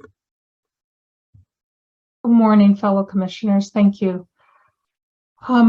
My comments are not about the individual amendments, and I know that that's the staff would like us to get to that, and I know we will this morning. I wanted to begin by, first of all, thanking Executive Director Sandy for that description of what is next. I want to remind the commissioners that we've been at this work since 2015, and from where I have been sitting, it has been a very thoughtful, iterative, and inclusive process. It's unfortunate that some of our colleagues feel they have not been heard, but as Commissioner Brown said so well, it may be that some of our colleagues are disappointed that specific elements of their concerns were not included in the final regulatory language. But as Mary has just said, we will continue to engage in the field to develop the best high quality credential for young children that we can. I would, and I've said this before, let's not let perfect be the enemy of good enough right now. I've said this to you before, I'm feeling a sense of urgency. And the fact that Mary just said that we have had 5 programs submitted is so exciting when I think about the next workforce for young children. So I encourage us to continue our thoughtful, iterative collaboration with colleagues, but I also encourage us to move forward with this agenda item. Thank you. Commissioner Simmons. Okay, I want to associate myself with the comments of CTA and AXA. I really do agree that number 1 makes sense. I would also say that in multiple subjects, there is no grade span requirement. In single subject, there is no grade span requirement. So as programs mature, I think that we will look towards, I hope, parity between this credential and the others. For multiple and single, there's the early completion option. And I don't think that ed code applies to this credential. We may at some point through regulation want to look at that. There's supplementary authorizations. There's a lot of things that we may want to consider as we move forward that are just not there yet. But since we built, what is the expression? Building the plane while we're flying it. I'm hiring TK teachers right now. And I have 2 people who are preschool teachers that every other week we give them the day off so that they can drive down to Cal State Channel Islands to get their bachelor's degree in early childhood, so that we'll be able to move them. And they're some of our best teachers, I got to tell you. So we are going to be moving them into this credential where that they'll be able to actually double their pay. So they will go from about 35 grand a year up to 75 grand a year. So that's really why there's urgency here. We're hiring people, and there are people who are being underpaid for the work they're doing that this will fix. So I'm in favor of what was one before yesterday. And then for 2, let me tell you, as a hiring person, I have people all the time in their interviews when they talk to you and they say, well, I only want to teach kindergarten. I don't hire that person because I have to have some flexibility. There are bubbles that go through school sites and through the district. Right now, just because of changing enrollment, I'm having involuntary transfers of 5 different teachers between our 9 schools because there's not always the same number of kids at every school. And because this is new, we are not really good at predicting how many TKers are going to show up. Because of the way the law is written, we kind of have to overstaff for people who are eligible to do TK, knowing that we may have to push them depending upon the actual enrollment numbers. They may have to go to K. They may have to go to a different grade level, and we really won't know that until probably the 3rd week in August. And potentially, because kids move in, we could end up having to redo our entire master schedule in November because of the requirements that you're not allowed to go over 20 to 1, or if you're not being funded 24 to 1. So in 2, I am opposed to having that sort of subclass of teachers who would be subject to being constantly involuntarily transferred and potentially laid off, depending upon how the bubbles work. You need to have someplace else to go. Now, on item 3, I actually am in favor of item 3 as far as the substance is concerned. It makes sense to me that I think one person said you put the letters in one grade level and you put the numbers in the other grade span. But I'm also sensitive to the ideas of process. So although I would someday want to look at that, I think that I would be opposed to number 3. And for the people who didn't feel their voices were heard, I would just say, I have been on work groups for the commission for 25 years. And I learned some of my best lessons in how to be a professional from those work groups, from the professional development that commission staff provided, from Mike McKibben, from Beth Graybill, from Suzanne, whose last name I can't remember. Suzanne Tyson, yes. All of those people, and one of the things, okay, I could not be the chief negotiator for my district today if it weren't for what I learned on the math panel to create the subject matter requirements. That was a rough panel. I had one of the president of NCTM called me a not very nice name. And, but what I learned from that is that I will steal the language of Kate's grandmother, but I would have actually what I was thinking is more the wisdom of Mick Jagger, which is you can't always get what you want, but if you try sometimes, you just might find you get what you need. And to me, that's where we're at. This is not a perfect document, but I think it is what we need.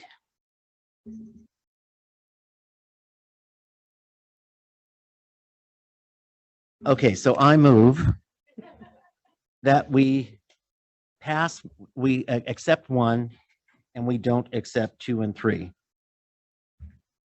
And that we change the bachelor degree language, and maybe it would be better for the vice chair to read what I'm going to move.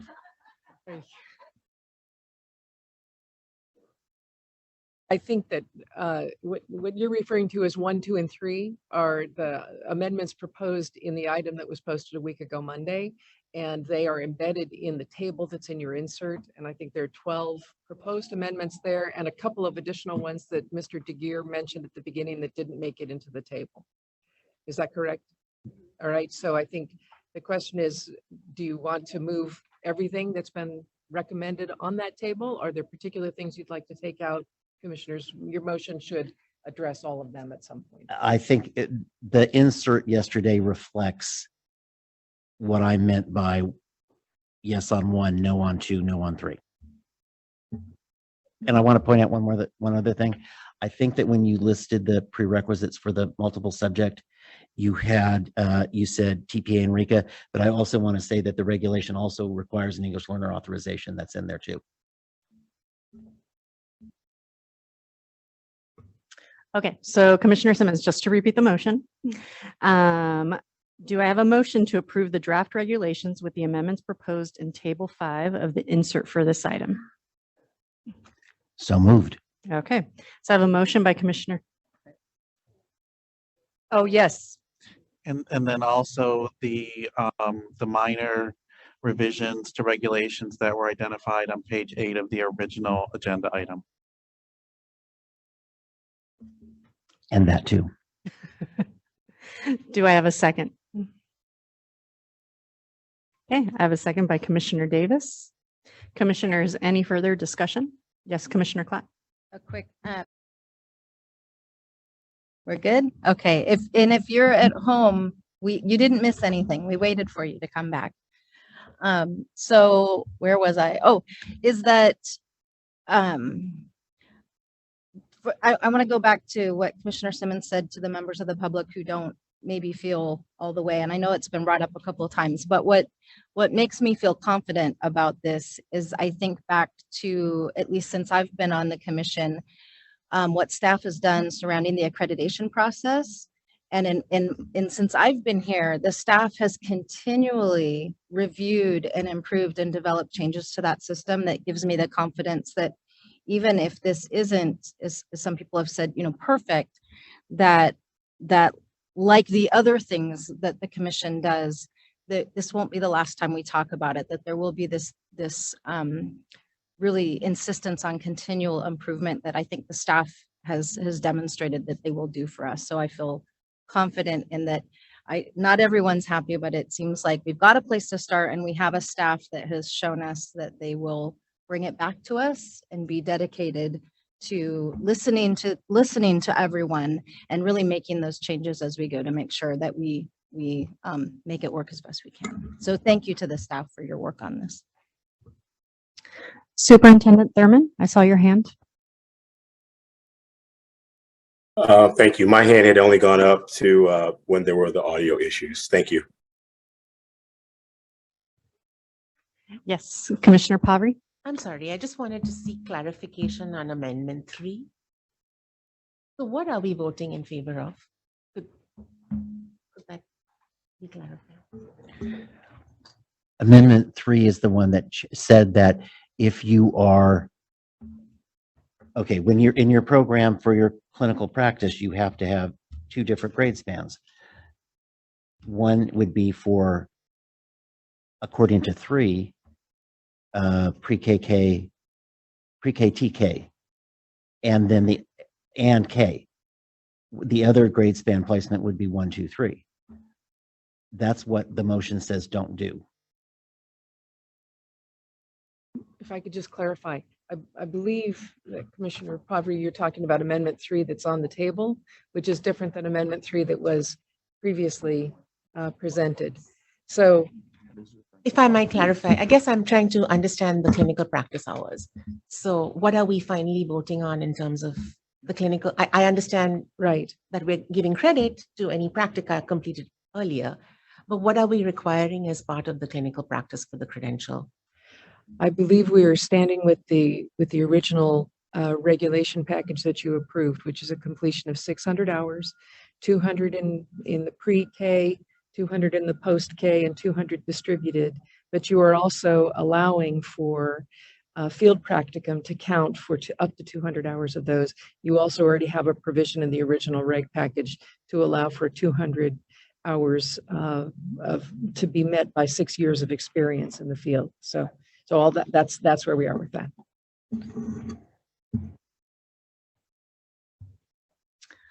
Those of you on Zoom, can you just give me a thumbs up? Did you hear that? I know there's been some audio issues. Okay, perfect.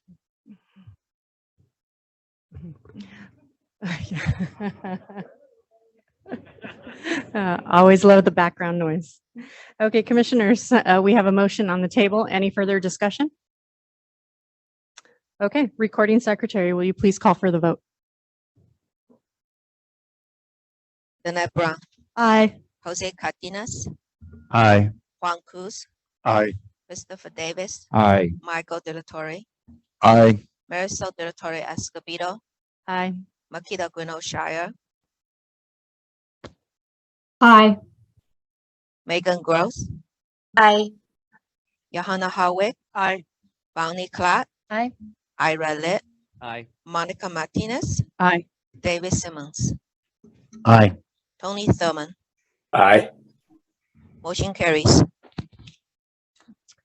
Big thank you to Mr. DeGear, Dr. Jacobson, and Ms. Marshall, and the work group, everybody who responded to the surveys, all of the above.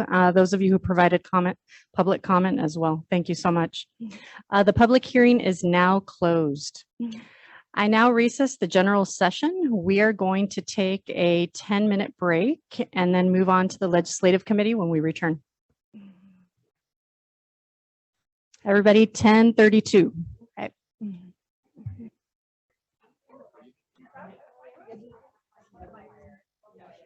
Okay, everybody, welcome back. We're going to get started.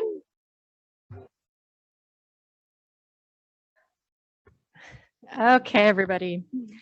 I now convene the Legislative Committee. The committee has one item before it today. Item 6A, Status of Legislation, is an information item that is available as an agenda insert. Jonathan Howard will present this item. Mr. Howard, will you begin, please? Good morning, Commissioners. It's a pleasure to be here with you today. California Legislature convened for the 2023-24 legislative session in December of last year for their organizational meeting and then began meeting regularly in January. Since the return to the Capitol, legislators have introduced over 2,500 bills, 1,765 in the State Assembly and 888 in the State Senate. Over 150 of these bills introduced are directly related to K-12 education. Of those bills, I am currently tracking over 40. The legislative report in today's agenda contains 15 that directly relate to the work of the Commission. Several legislative deadlines are rapidly approaching. April 28th is the last day for policy committees to meet and report to fiscal committees. May 19th is the last day for fiscal committees to meet and report to the floor. Finally, on June 2nd, bills must have passed out of their house of origin. We should expect that many of the bills I am tracking and the ones in today's report will not make it out of their house of origin. And the ones that do will likely look different when I present this report to you in June. Additionally, since none of this legislation has been heard in a fiscal committee, there are no estimates at this time of the cost of this legislation to the state, and many bills have blank lines for appropriation amounts or their provisions are contingent on an appropriation. One last thing, Commission staff has been involved with practically every bill in this report. We've held multiple meetings with authors' offices, legislation sponsors, and Assembly and Senate committee staffers, both in providing context and background on the work the Commission currently does, as well as providing technical support to legislators and committee staff when asked. All of that being said as introduction, I'd like to highlight some of the legislation in the report. AB 672 by Assemblymember Jackson is focused on identifying aspects of the student-to-teacher pipeline that may contribute to the teacher shortage and the diversity of California's teachers. The bill would require the Commission to convene a teacher credentialing task force that would examine the available research on factors that enable and constrain a diverse teaching workforce in California. The task force, which will include educators, administrators, and teacher candidates along the student-to-teacher pipeline, will review data, examine the experiences of students along different credential pathways, and in different stages of that process, from preparation through induction, and finally, the first 5 years of classroom teaching. I believe this bill has further amendments that will provide additional details on the makeup of the task force and its focus. AB 1255 by Assemblymember Carrillo requires the Commission to create a task force with specified membership to provide recommendations on the creation of a single subject credential in ethnic studies. This bill has not yet been heard in any committees. It is my understanding that numerous parties interested in this topic have been meeting privately with the author's office, Assembly, education staff, as well as other state elected officials regarding this legislation. AB 1555 by Assemblymember Quirk Silva extends the deadline for credential holders assigned to transitional kindergarten classrooms to meet early childhood education requirements to August 1st, 2028. The current requirement is 2025. AB 934 by Assemblymember Marisucci would provide the Commission with nearly $1 million to contract with a public relations organization to develop a public awareness campaign that highlights the value and benefits of being a K-12 teacher in California. This bill was recently introduced and has not yet been heard in any committee. AB 757 by Assemblymember Cervantes attempts to reduce the frictions that out-of-state teachers face when they move to California. The bill eliminates the state basic skills proficiency requirement and the California subject matter requirement for out-of-state teachers seeking a California credential. The bill would also eliminate the requirement to provide 2 satisfactory performance evaluations and allows experience verification letters or a copy of a signed teaching contract to meet the 2-year teaching requirement. SB 549 by Senator Newman is another bill that seeks to ease the frictions that out-of-state teachers face when they move to California and apply for a credential. The legislation would seek to expedite the credential application process by requiring Commission to assess the credential standards of other states and identify which states require a four-year degree from an accredited university and have a teacher induction program similar and with equal standards to that of California. Once this work is complete, the Commission would then use this information when reviewing out-of-state credential applications in order to meet the bachelor degrees and teaching experience requirements that are in our law. SB 11 by Senator Jones would enroll California in the Interstate Teacher Mobility Compact. The Interstate Teacher Mobility Compact, designed by the Council of State Governments, the Department of Defense, and the National Association of State Directors of Teacher Education and Certification's goal is to facilitate the mobility of licensed teachers across the United States. Member states of the compact would be required to grant licenses to teachers from other member states without having to meet additional requirements except for a background check. At this time, I am not recommending the Commission take support or oppose position on any legislation. I believe we will have more information and a better sense of what legislation will look like in June once these bills have gone through a fiscal committee and moved into the second house. Thank you for your time, and I'm happy to answer any questions after public comment. Thank you, Mr. Howard. We will now open for public comment. If there are members of the public that would like to give a presentation, please notify the meeting moderator by submitting a request card or clicking on the raise hand icon if participating through Zoom, or pressing *9 if participating by phone. Recording Secretary, are there any public comments? Yes, Sally Fox.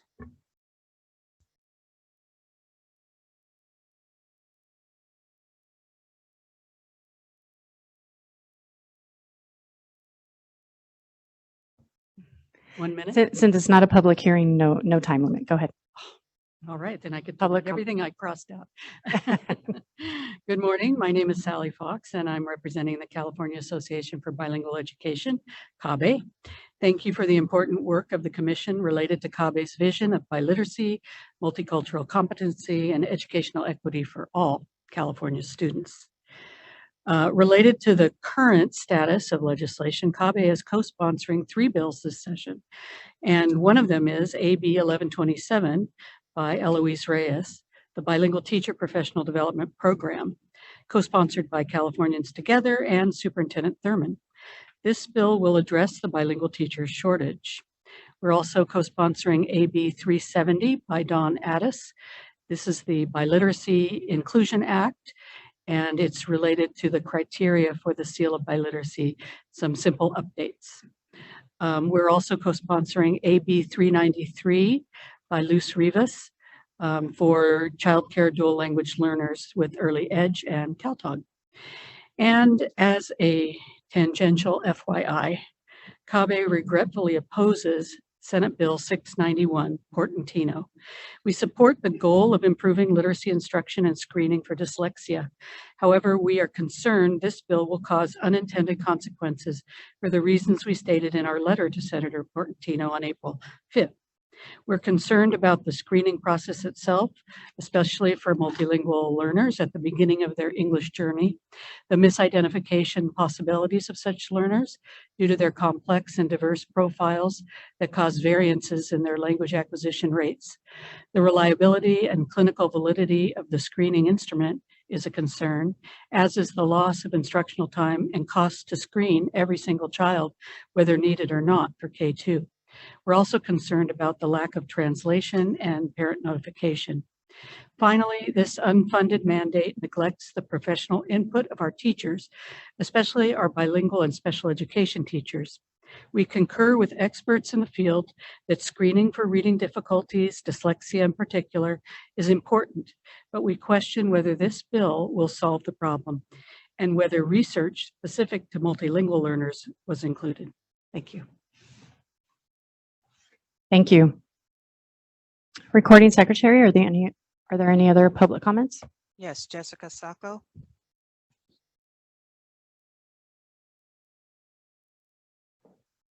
Good morning, Jessica Sacco on behalf of Children Now. I am here today to let you know that we are a proud sponsor of AB 694 by Assemblymember Gibson, which is in your item, which would seek to establish a teacher residency apprenticeship program. I have been in contact or received feedback from commission staff on this particular bill language, and I'm very grateful for that input. So as this bill moves through the legislative process, please know that our door is open and we are happy to take the commission's feedback in order to ensure that this bill is successful. Secondly, I'd like to flag for you AB 1106 by Assemblymember Soria. We are a proud co-sponsor along with Education Trust West of the PK3 Early Childhood Education Specialist Credential and Bilingual Authorization Grant Program. So we want to make sure that our preparation programs have opportunities to apply for funding to both plan and implement the PK3 Early Childhood Education Specialist Credential, which was approved moments ago, and really incentivize not only collaboration with community colleges, but also incentivize the blending of a bilingual authorization with this PK3 Early Childhood Education Specialist Credential. So again, as we move through the process, we do welcome the commission's input and urge your support. Thank you. We have no additional requests. Okay. We'll wait a few more seconds for Zoomers. All right. The public comment period for this item is now closed. Do commissioners have any questions or comments on this item?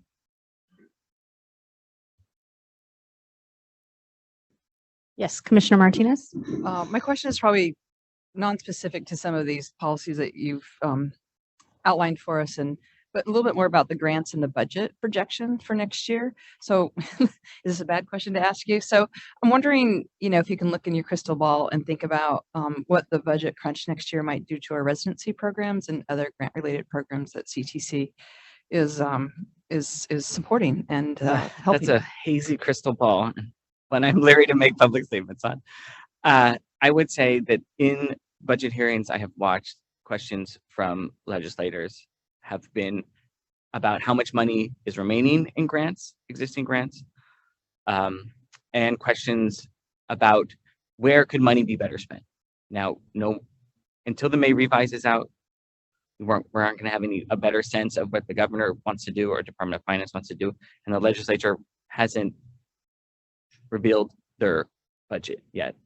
DOF is in last year's budget, and there's a $4 billion deficit moving forward. The projected one for this upcoming budget is anywhere between $8 and $30 billion. So the questions that I would say, if you ask me to say something, it would be that grant funds we should try to get out as quickly as possible, and don't really count on getting new grants moving forward. At least not for the next year. Appreciate that. And it looks like May and June will be very interesting for us to hear your report out. Thank you.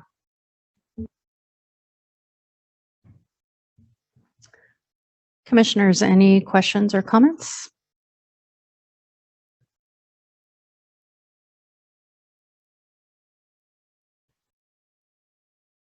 Okay.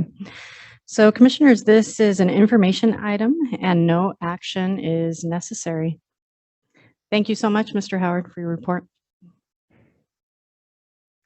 Having no additional items today, I now adjourn the Legislative Committee.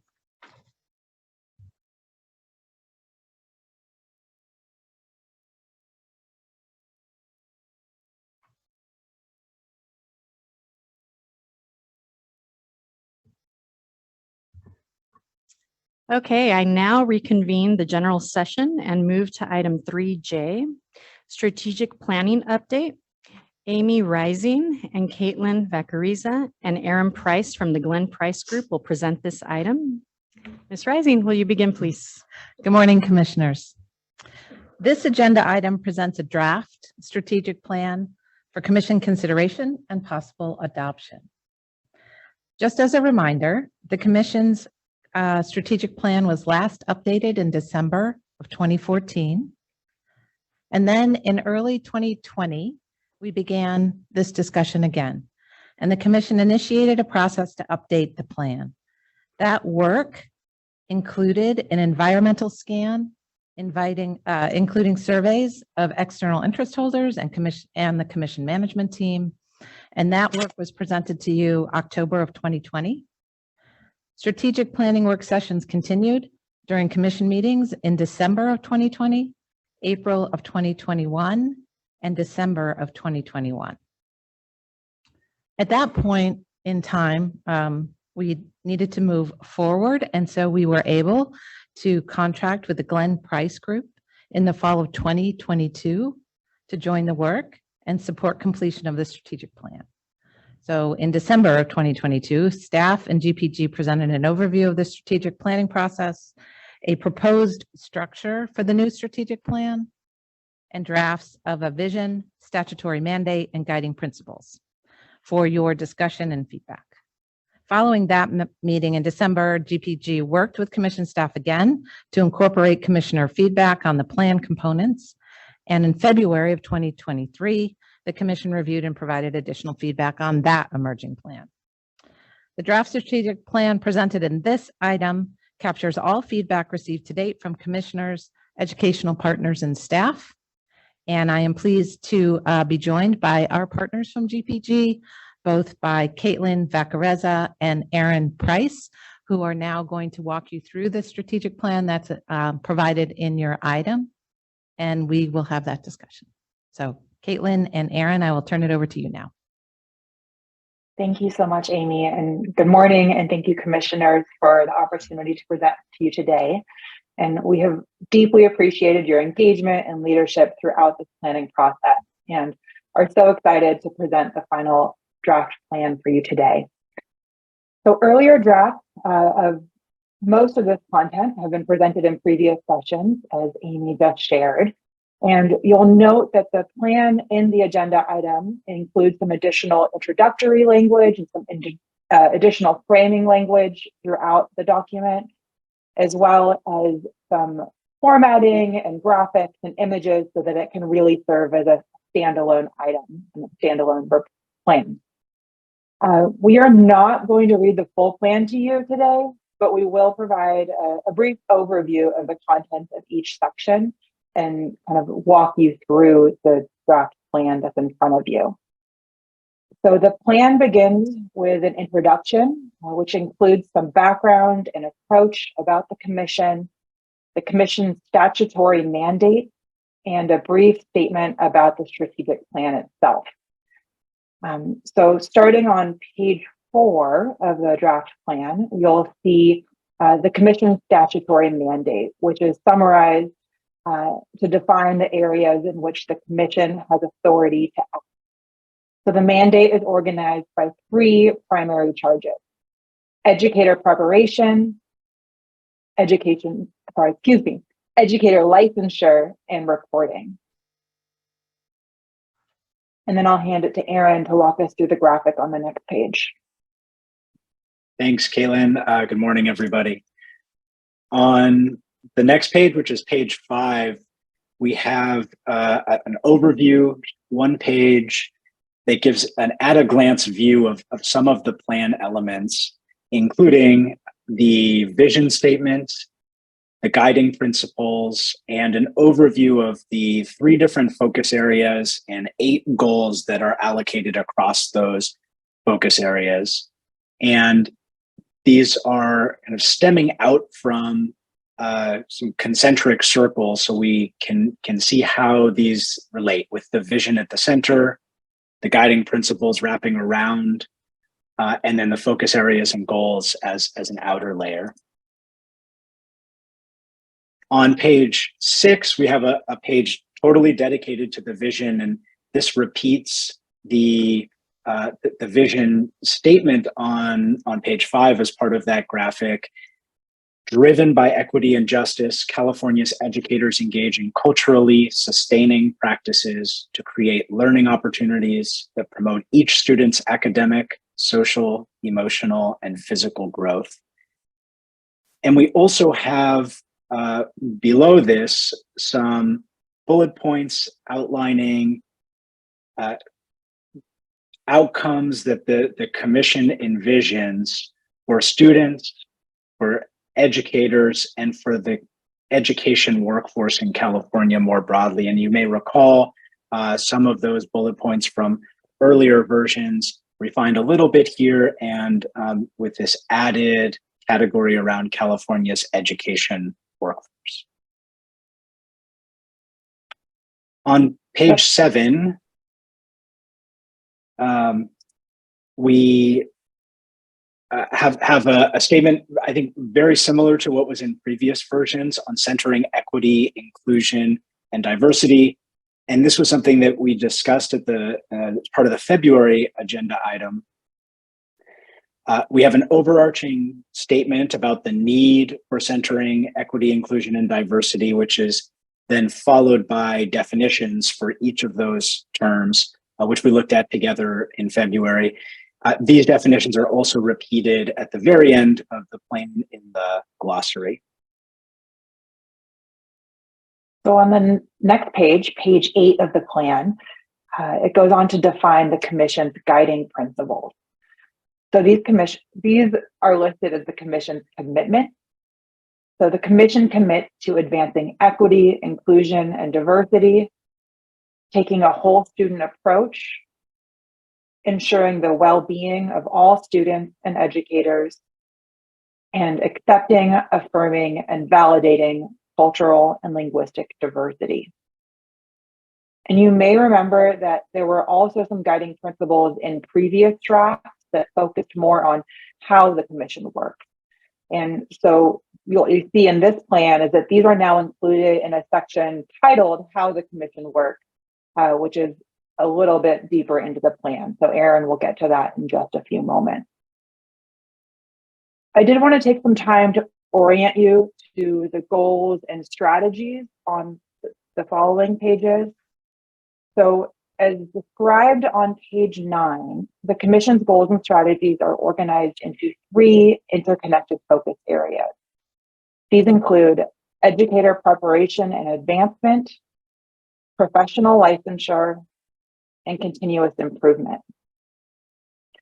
Pages 10 through 12 go on to describe the 8 goals and related 19 strategies that are contained within these 3 focus areas. These goals and strategies have been updated to reflect your feedback from February, but should largely look familiar to you.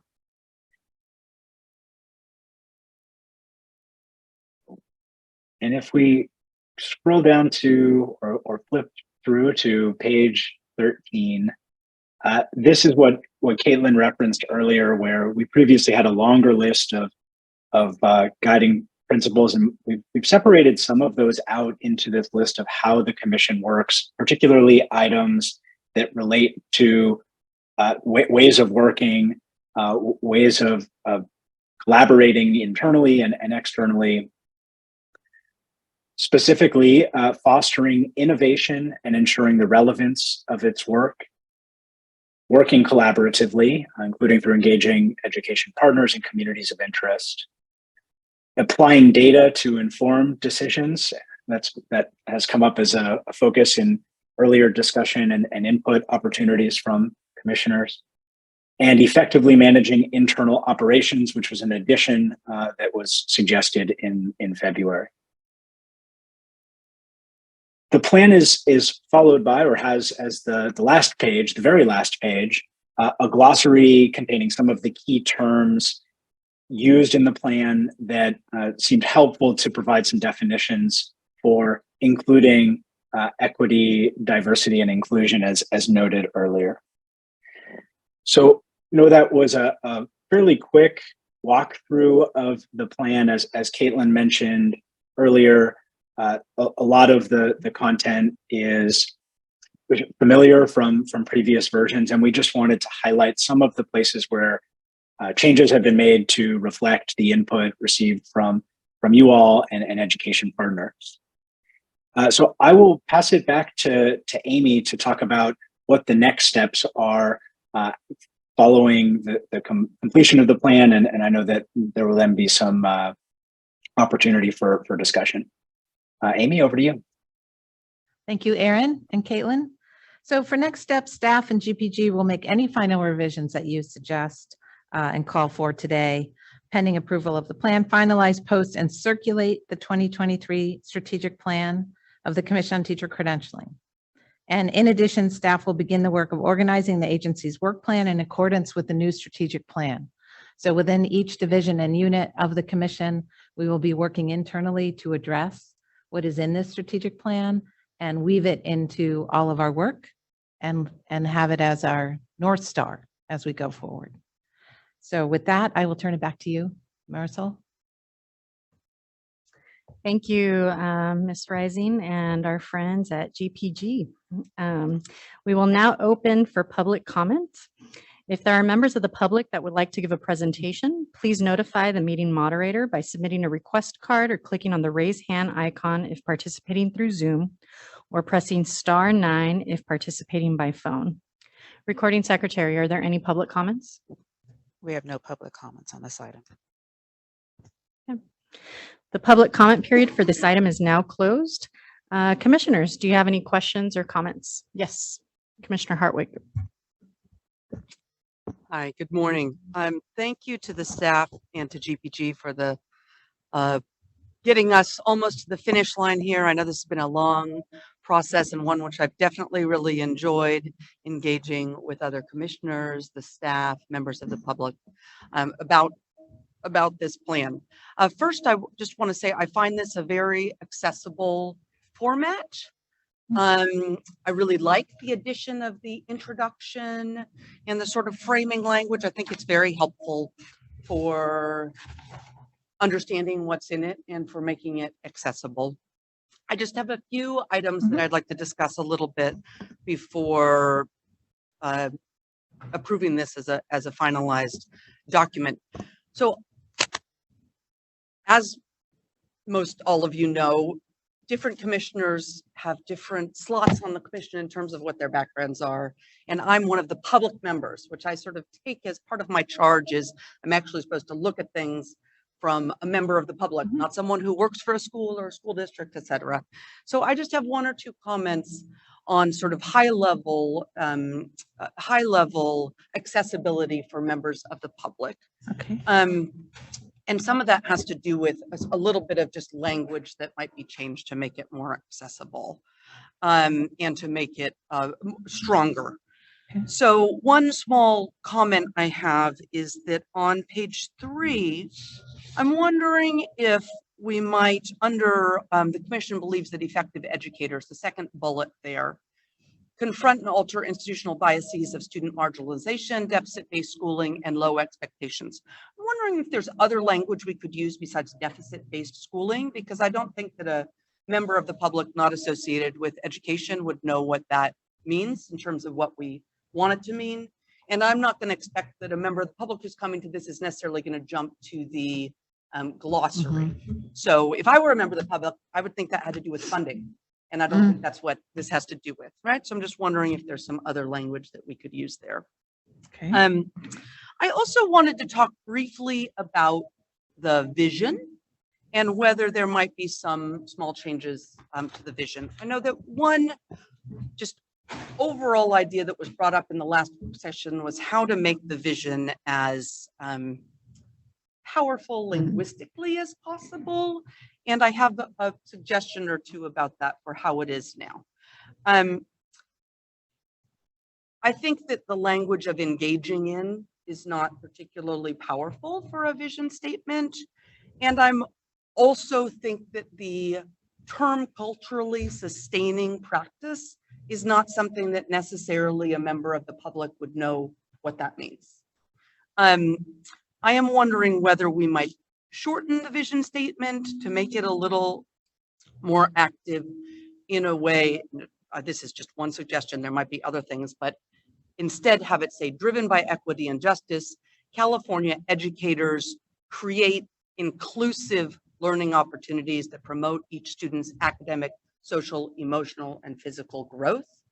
So it would take out the in culturally sustaining practices and insert inclusive. And I make that suggestion with having read the rest of the document and seen other places in which we discuss the culturally sustaining practices and give a little bit more information about that, what that might mean. But I am just concerned that at the highest level, if someone from the member of the public comes in, they're going to maybe read the vision, that's like our top, our top line. So I want every word of it to be understandable to a member of the public. So very open to other ideas of how to do that.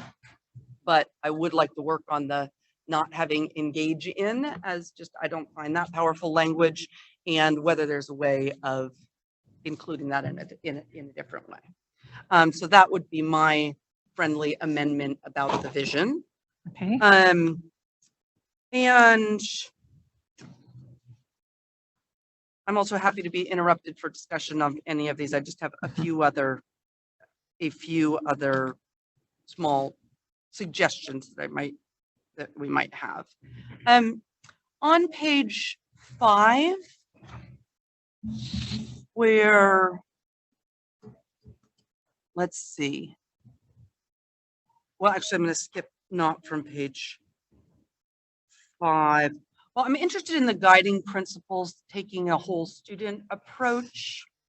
So that's also talked about down on page 8. I wonder if there's just any way to make a little bit more emphasis on when we're talking about by applying the science of learning and development. Somehow, I just think it is impressive and important how up to date the commission staff, all of our education partners who give us input are on the very latest science and understanding of development of children and learning and so on. So I just wonder if there's any way to amplify that a little bit more, that we are using the most current understanding. If there's just a little bit of amplification that could be done there, because I think that's reflective of what our work is. Let's see. Then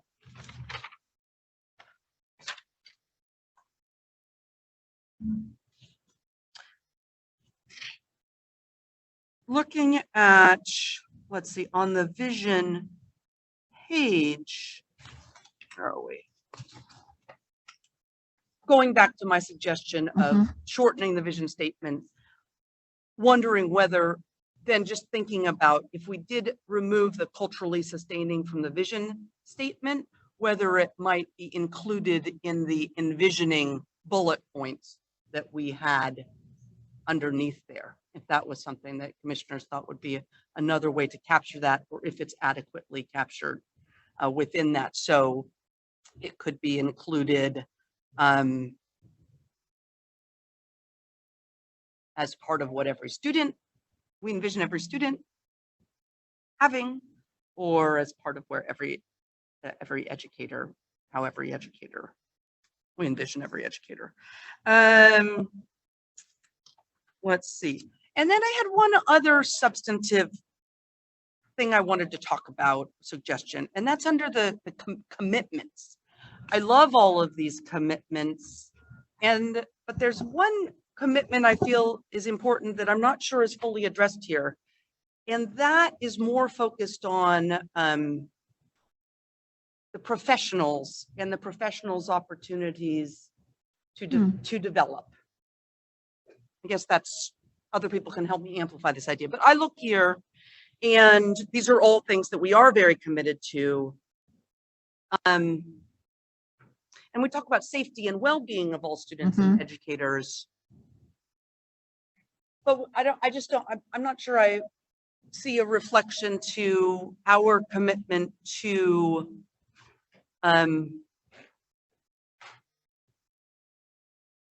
the opportunities of professionals themselves. And I know we talk about that some at other places, but it seems like it's kind of a high-level commitment we have to advancing the field and opportunities within the field for professionals to develop. So somehow including something that focuses more on our professionals within there is something I would.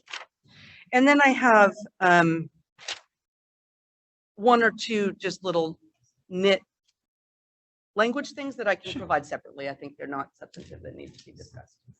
Okay. Unless you want me to say those. Well, it might just help, then I would have Okay, a full, so just to are they edits? just to on page 5, Uh-huh. it says focus areas. Oh, under continuous improvement, I think I would probably say uplifting research and practitioner voices. Ah, okay. And let's see, where's my other one? Oh, under, let's see, commitments. Hold on one second. Let me find this next one.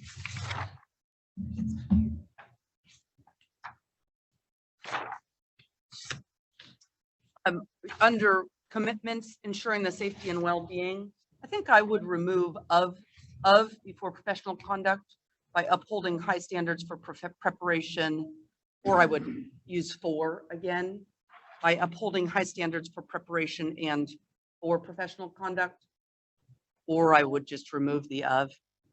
Okay. By upholding high standards for preparation and professional conduct.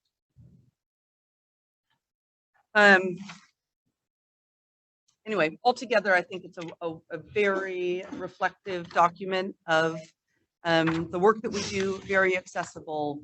Those are my kind of final thoughts before we go to the finish line. Okay. Superintendent Thurman. Thank you. I also want to acknowledge the document itself is very straightforward and accessible. And I've read a few strategic plans, and I can't say that I've always felt that way about what I've read. So I want to thank the Glenn Price Group for the presentation, and really thank the commissioners, because it seems to me that what is in this document is a reflection of the direction from the commissioners, from the vision statement to the value statements about equity and inclusion and diversity that are threaded throughout the document. That seems to me to be a reflection of the work of the commissioners that has been amplified back to the commissioners and what you all have prepared. Thank you for that. 2 questions, straightforward.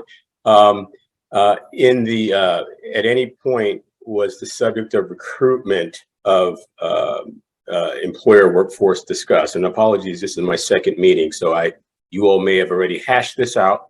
But as I looked at the 3 mandated areas that are in statute, I'm mindful that most recently the legislature has provided some additional positions to the commission that are more focused on sort of the recruitment to get to those other 3 buckets of service. So that was the first question. And then the second question is really just about, could you state explicitly how this document will connect to any measurable outcomes that the commission will have for its work? You reference it in the language. You talk about how this will connect perhaps to an action plan, but if you could just speak from a higher overarching level that this strategic plan is intended to help the commission articulate some measurable outcomes, if you could speak to that. Those are my questions. Thank you for your questions. And I'll try to respond, and then I'm sure Dr. Sandy will want to come in behind me. But the notion of recruitment of the workforce, such an important aspect of all of our work in education, is bringing young professionals and all professionals into this important work. And we have gotten positions in the last year to support the advisement to those who would like to become educators. Recruitment tends to happen with other educational partners. And I don't know, Mary, if you would like to add more to that.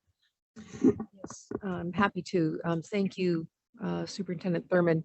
I think that the topic of recruitment, I don't think the word shows up in this strategic plan. However, I think under goals 2 and 3, we're trying to get at and starting kind of from what is the commission's mandate, and our mandate is to license the profession.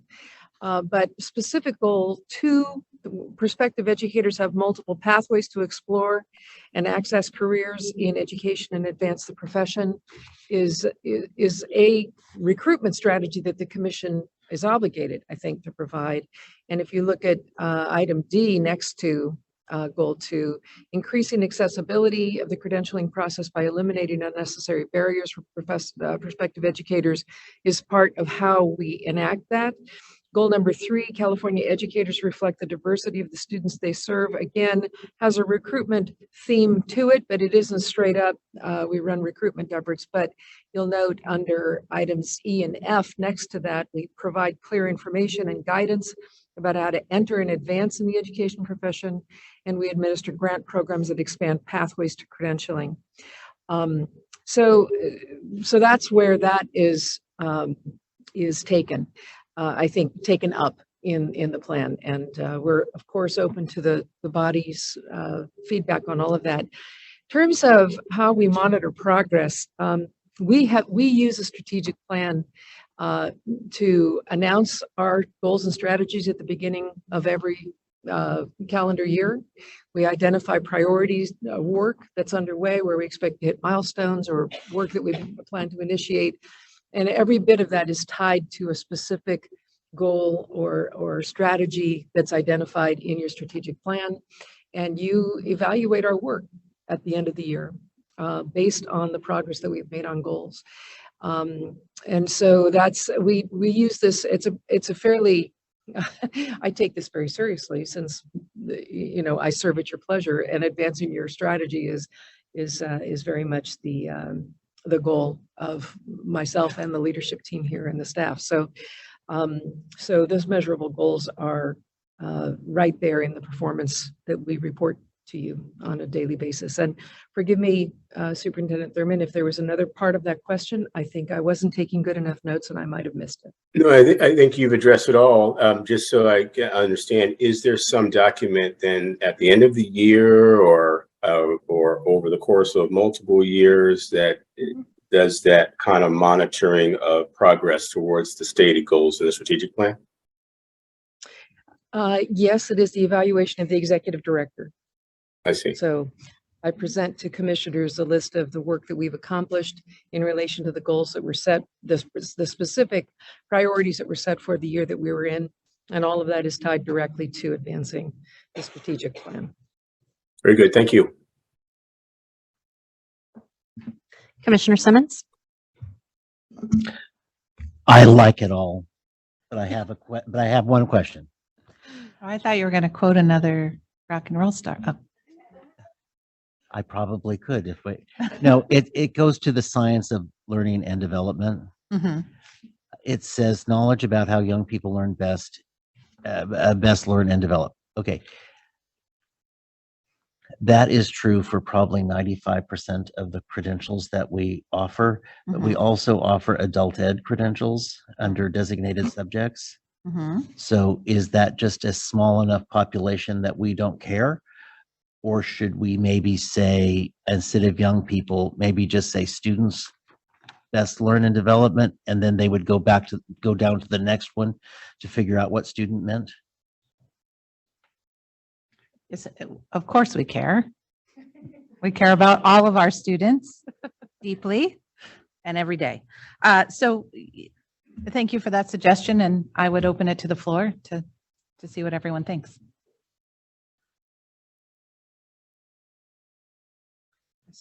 Commissioner Litt?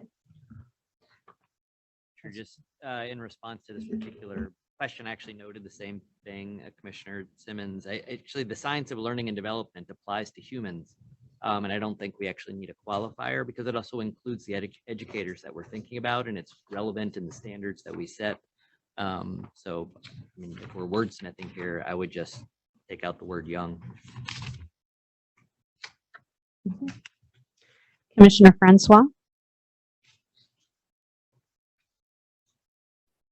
My comment isn't related to learning and development, so should I hold? I don't think so. No, go ahead.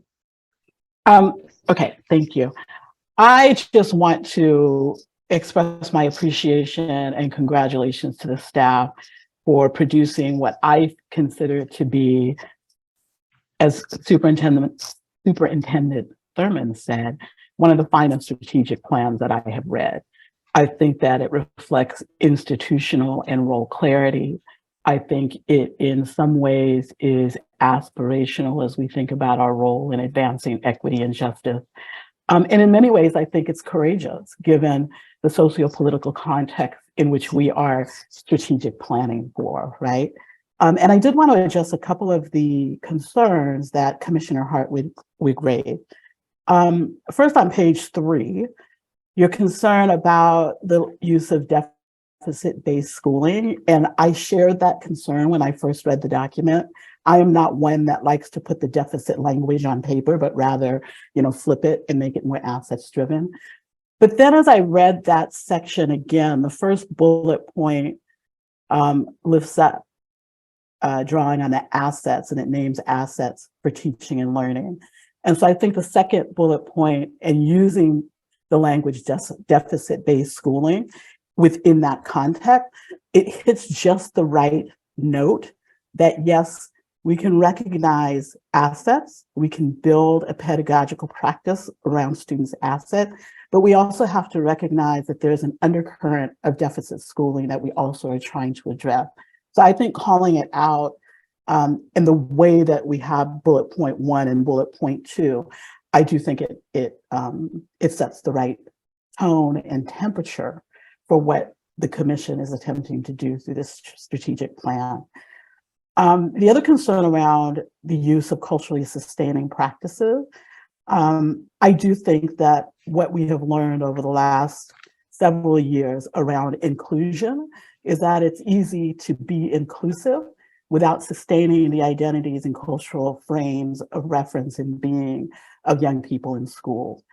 And so again, I think the use of the term culturally sustaining practices pushes us beyond inclusion as representation and moves us to inclusion, including what do we do to support the cultural frames of reference and being that our students bring into the classroom.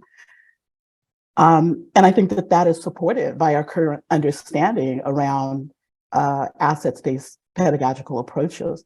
So I would support including the way that it's written now. And I think that's all I have to say about that for now. Thank you. Yep. Madam Chair. Thank you. I also want to thank the staff and our colleagues at GPG for this document that I think reflects our current thinking but also, as Anna Marie has said, is very aspirational. I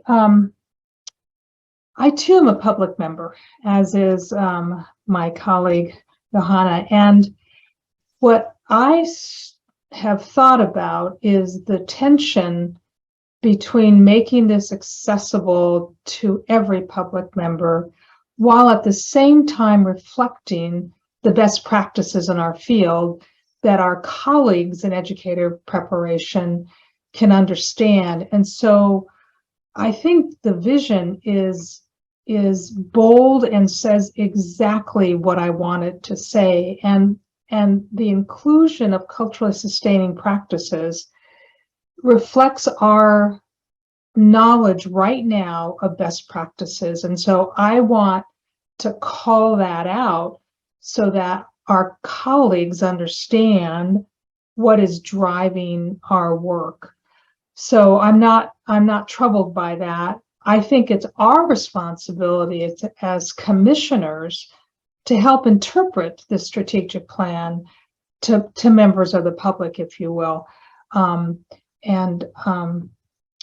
So I am very impressed with what we've come with, and I think it is a powerful document for these times that are so complex in our PK-12 schools. So now I have a process question, and if it's premature, we can put it off to the end. But I'm wondering, and I don't know who this should be addressed to, so I'll just address it to Executive Director Sandy. We've had some comments, and commissioners have suggested perhaps some changes how do we approach that as a body? Thank you. Thank you, Madam Chair. I think that I think this is a conversation between you as commissioners, and that the issues that each of you put on the table, I think are deserving of counterpoint, deeper conversation. But at the end of the conversation, I think we want to make sure we've got a consensus of any final edits. In the past, the process has been very additive, where every comment and everything has been brought into the soup pot here. And our colleagues at GPG have done an amazing job of sorting all of that to be very inclusive of everything.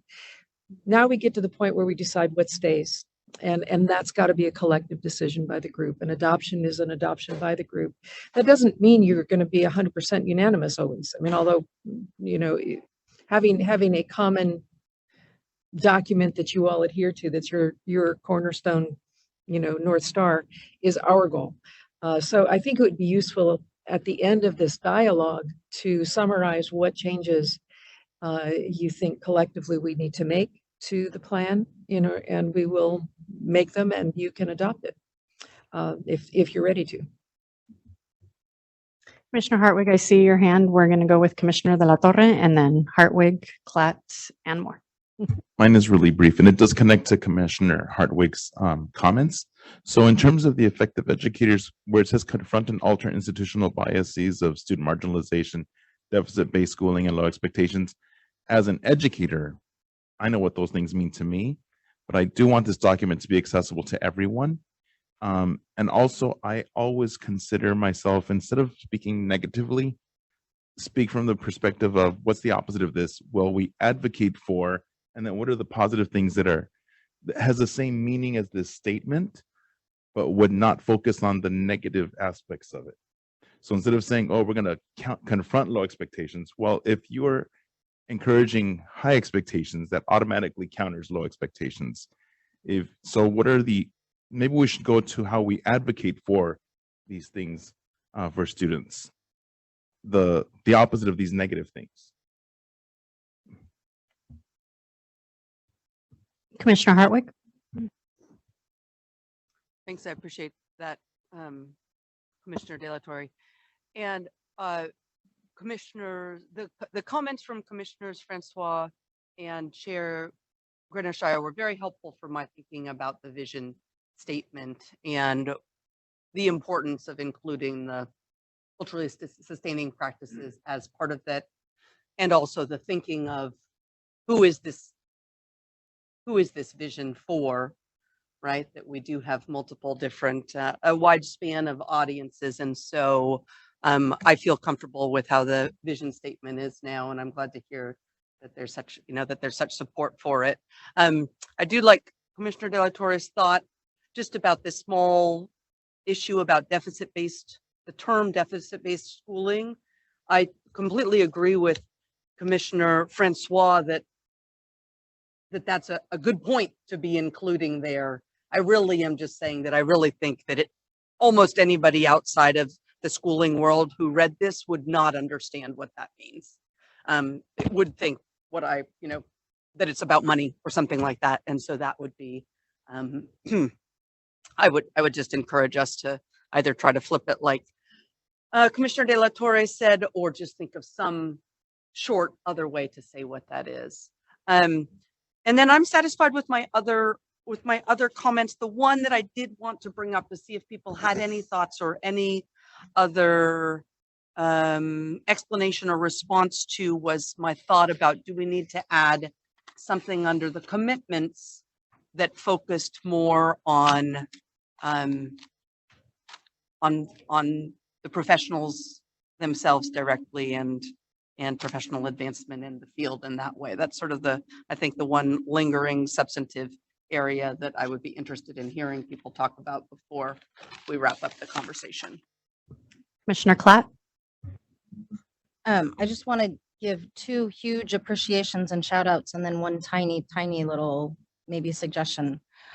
One is I so appreciate the process and thinking of what we did to get to this point, because I think it was very deliberate, and we pulled in, we had so much, we had the study sessions where the public got to participate.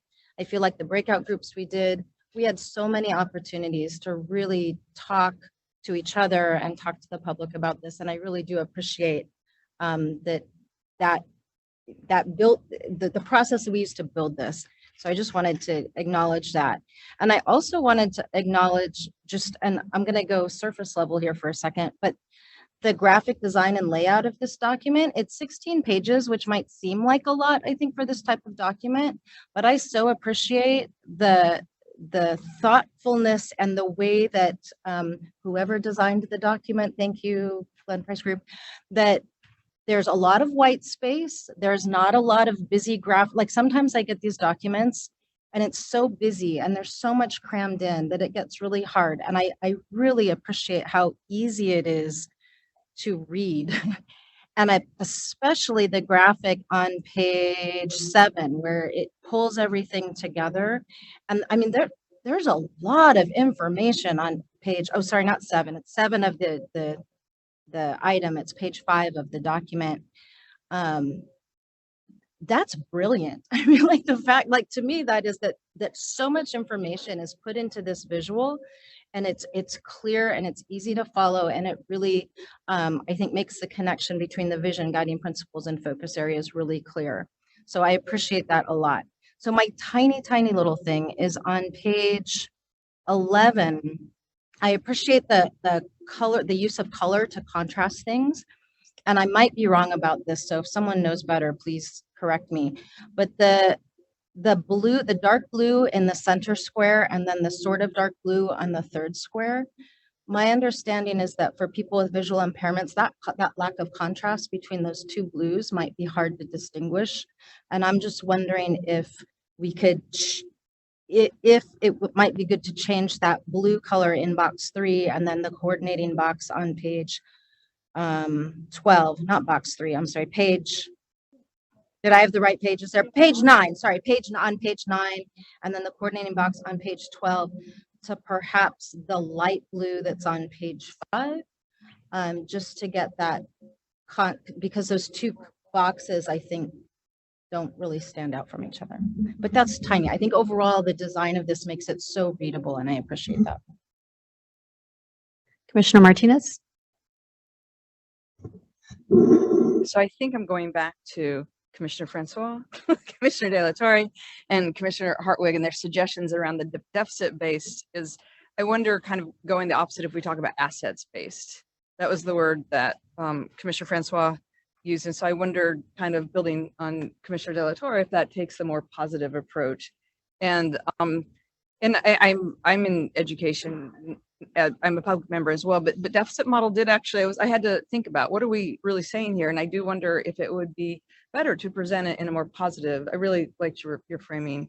And so I wonder, just given the idea from Commissioner Francois, if we go with assets. So I don't know if it's a recommendation, but certainly I wonder. And then I think the other things I just wonder about is on guiding principle, page 5, we have whole school. I think I have to go back. Under the guiding principles, taking a whole student approach. And then I wondered, do people know what that means? And do we have to go back to the science of learning and development? So again, with some, I understand what it is, and there's a whole design principles all around this, but does everyone else know the public and even teachers? And then sometimes I wonder about when we use the word learning, if we need to use language around enriching or relevant or authentic, if we need to characterize learning to not be so broad, because if you look at the science of learning and development, we are talking about relevant, authentic, and enrichment type of learning. So do we need to characterize that? And what student? I'm like, I remember my own notes. Yeah, I think those were the 3, not necessarily recommendations, but just looking at the consistency of our own language and the external facing. And then it was related to the whole student as well. Oh, I know, it was about teachers meeting students' needs. So that was on page 6. Every educator is prepared to meet the needs of California students. I wondered if we needed to kind of go back to learning needs or characterize the word needs, because we know that educators are already overwhelmed by feeling like they have to be everything and for everyone. And if we want to make those needs consistent with what we've said before around academic and social and emotional, but needs seemed really big. And I wondered if that would be daunting for educators. So those are my thoughts. Commissioner Davis, did you have your hand up or no? Okay, sounds good. Commissioner Litt? Commissioner Litt? Thank you, Vice Chair. I want to add my appreciations that my colleagues have shared about the thoughtfulness of the work to date. And I think just to reflect what I believe I'm hearing from my colleagues is that there's some terrific work in this document that we can all broadly support, perhaps with some orientation to things that could be improved. And so to get to sort of the process point, at some point we'll have to make some decisions, not to let the perfect be the enemy of the good, and move our work forward. And also just an acknowledgement that writing by committee or commission is always a never-ending and difficult challenge. So I just want to elevate that we, I think collectively at some point can come to some conclusion that this is, an affirmative, thoughtful, visionary, version of a document that can support our work moving forward. And speaking for myself, that could include today.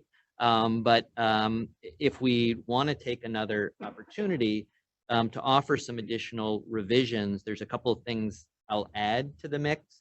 But I'm also with my colleague who noted, I think adding to the mix isn't the same as turning that into a litany of tasks, because we want to be careful not to undermine sort of the beauty and the vision that's already, I think, evident in the document. So even as I'm going to add a few things for consideration, I want to highlight that the work that's happened to date to get to craft it into a place in a space that can be received by the public is really important. And I don't want us to undermine that as we tinker. But I do think there are a few things that might be worth if we're taking another effort. So one in the title of the document, I believe that it's ensuring educator excellence, right in the title. I believe the word excellence isn't repeated ever again in the document. And I wonder a little bit about the aspirational nature there. The word effective is mentioned a handful of times, and effective is important, but it's not as powerful. I also think, so on page 3, we have a list of the commission believes effective educators. Actually, I appreciate all the things that are highlighted here. I think they're timely, valuable, and important. Other colleagues have mentioned that. I think there's some presumptions, some of which are on the page and some of which actually aren't on the page, about things that we believe. So we not only believe in the science of learning and development, but about the knowledge base for effective and excellent teaching. We don't actually call that out anywhere in the document. So there's a whole host of other things that really are embedded deeply in the work we do all the time. And so I don't know if that's maybe by design, like it's embedded in our TPEs and our standards and so forth. So we're already doing that work deeply and well, but we don't call it out here in any particular way. We sort of highlight a particular aspect of the knowledge base of effective, excellent teaching, which is the science of learning and development. But there's a whole host of other things that, and we could summarize that in a short phrase along with something like the knowledge base for effective or excellent teaching, just to nod to other things that we know in the field, and that actually I think already are embedded in the work that we do. My last, again, sort of language refreshing comment is on page 8 on the guiding principles the commission commits to, and I believe my colleague Commissioner Hartwig also noted this. I wonder if there's something about supporting a flourishing or excellent educator workforce that could sit there, because that's fundamental to what it is that we're committed to. And again, I think it's probably not there because we already all know it and presume it in the work that we do, but it may well be worth calling out that that's essential to our commitments as a flourishing, exceptional, excellent, whatever language you want, educator workforce. I don't have any problems with it, but we do have 2 elements there that are focused on aspects of diversity, the first and the fourth. There may be a way to tidy those together if we don't want to have too long a list, so that we could focus on the educator workforce. So those are my comments. But again, I want to go back to where I started, which is we got to get ourselves to a place where we're comfortable with the aspirational nature and the vision and the value of having a document that can guide our work without it being perfect. And I want to just reiterate my appreciation for everybody who's contributed to the quality of the work so far. Okay, Commissioner Brown, and then we'll go around here. Thank you. I love this document. I love where we've come to with it. And I do agree with my fellow commissioners that it's so much more accessible. I think it is so readable as a document without being too dense. And I wanted to just circle back and focus my comments regarding Commissioner Hartwig's question about advancement in the field. And where I saw that connecting to this document was on page 4 under the educator preparation, bullet D, where it says administering and monitoring grants for educators entering and progressing through the teacher pipeline. Because immediately in my head, I was thinking, yes, like the National Board Incentive Grant, that we do a lot of work around. And then back to what Commissioner Litt was sharing about that tension between having too specific and too broad of language in a guiding document. So I see where that advancement in the field could be under bullet D. Thank you. Commissioner Simmons. I just want to be very careful when we talk about advancing in the field, because I don't know if any of you, I know some of you are old enough to remember when there was talk of a 3rd tier credential, which I think we made a strong decision that we don't want to go there. Also, there's the 150 hours that was a requirement for a long time that we don't, I think, want to go there either. So however we say that, I mean, because we are a licensure board, that I think that those are 2 areas that, well, I think Ken Burt from CTA, who's unfortunately no longer with us, told me that was the 3rd rail of for the commission. Student Liaison Tran. Yeah, just want to uplift all the appreciations for this document. I think it's a wonderful document. I wanted to, since there's been some conversation around deficit-based schooling and using that term, I think it's worth adding that to the glossary and to make that, to know that that is a term that has been researched and known within the education field. So I think that is worth adding to the glossary. I think it is worth it to keep that bullet in this document, because I think that is what equity means, to uplift the assets, but also to combat deficit thinking ideology and systemic practices that are within educational systems. So to explicitly name that, I think it is important. I really appreciate that I know we've used the definitions for diversity and equity and inclusion from the Washington State Professional Educator Standards Boards. I really appreciate that you kept that citation. I think to push this further in terms of citing ideas and words would be, since we are including culturally sustaining pedagogy, especially in the vision, I think it's worth citing the educational researchers and theorists that have crafted these ideas. And so to cite Dr. Django Paris, Dr. Sami Alim, and Dr. Gloria Latson-Billings, who have done extensive research in building the meaning of these words and theories and ideas. And added with that, because we are citing these ideas and adding this to the vision, I think this is like a call to action to the commission to make sure that the actions and decisions are in alignment with those theories. And from my time here so far, I definitely think the commission has shown their commitment through their actions, and it is embedded through this document. I think to cite these theorists would help in terms of making meaning, to know that there is extensive research into these words and ideas, that it means a very specific thing. I think as a technical suggestion would probably be to add hyperlinks to the glossary embedded through the document. So very general words like what is a student in this document, to hyperlink those words to the glossary so that people in the public can know that those mean very specific things. I think that would help. Commissioner Cruz.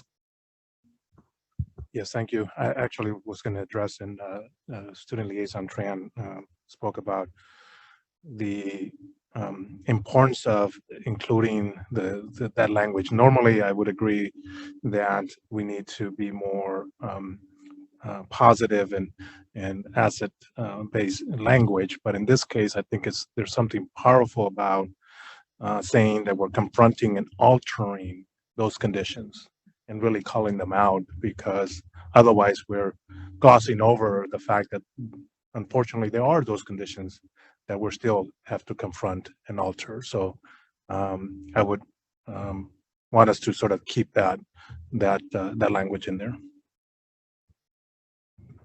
Commissioner Hartwick. Thanks.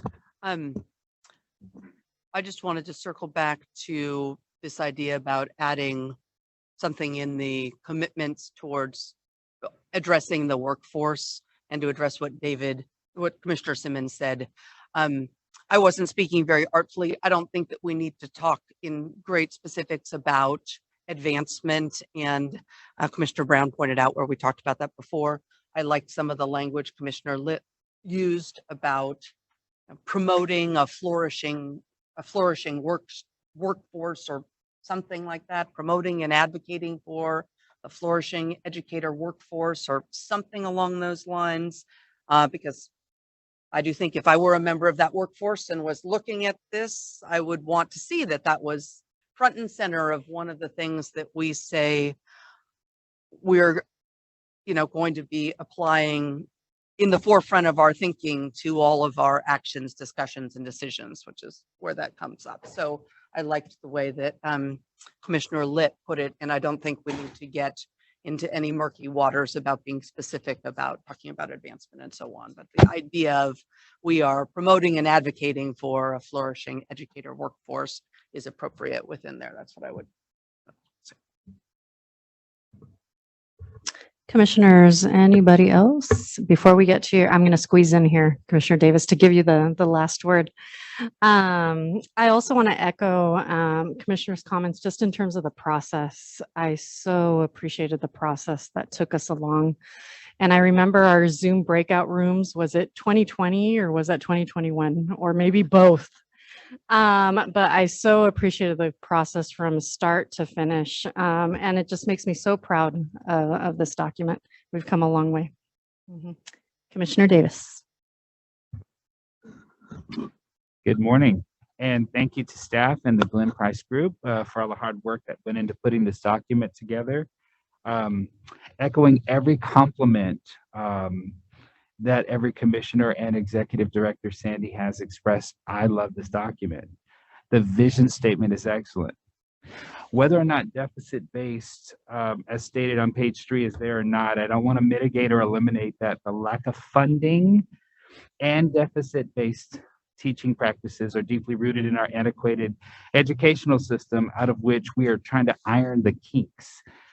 I'm not a fan of flowering up or watering down language, especially around DEI. That is not to say that the phrasing deficit-based cannot be reworked, and I don't mean to beat this dead horse here, if that is what this body wants. But we need to be cautious as we are on the precipice of perfection here as far as vision statements and plans or strategic plans are concerned. The primary consumers of this information in this document are educators and educational advocates. So I think we need to be mindful of that. I love the fact that the public also has a vested interest here, but the public can Google what they don't understand. I mean, and I don't mean that in a way that is from a place of mean-spiritedness, but I think that in our antiquated educational system where there's so many social justice issues and issues of race and gender and LGBTQ inequalities and equities, that when we start to water down the language, we also start to exclude all of those same marginalized people that we hypocritically talk about around this table. If we start to water down the language, we become those kinds of hypocrites. So I think that we had a very robust conversation around this and included that language for a reason. And I don't want us to go backsliding and go back to not having the language there to begin with. So to extend Dr. Angelou's metaphor or quote from earlier, do the best you can until you know better. Then when you know better, do better. I think this document sets us on that trajectory moving forward. Additionally, I want to note that LEAs across California will use our vision statement and the tenets of this plan for their own strategic plans. And often prior to their accreditation and review processes, they look at what state agencies have written. And I know I've been on enough WASC accreditation groups to know that the first thing I do is I look at the Department of Education. I look at this body. I look at several other bodies' vision and mission statements and the like to get an idea of what people are saying in modern education speak, because we incorporate and fold in words all the time. It's kind of hard to tell what's in vogue and what is not as far as that goes, right? This means that we're going to be setting the tone and temperature for what LEAs will hopefully publicly state and stand for in the public in our school systems throughout the state. So I think that everything in this document as is perfect the way it is. And again, if this body wants to change a particular part or alter or edit something, I'm in support of that, as long as, again, we're not going back to the dark days of not including everyone. Thank you.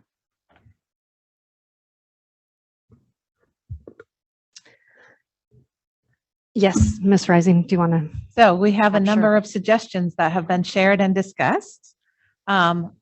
Is there a willingness to sort of walk through page by page and come to consensus on each recommendation that myself and I'm sure my colleagues at GPG have noted, and try and come to a conclusion today?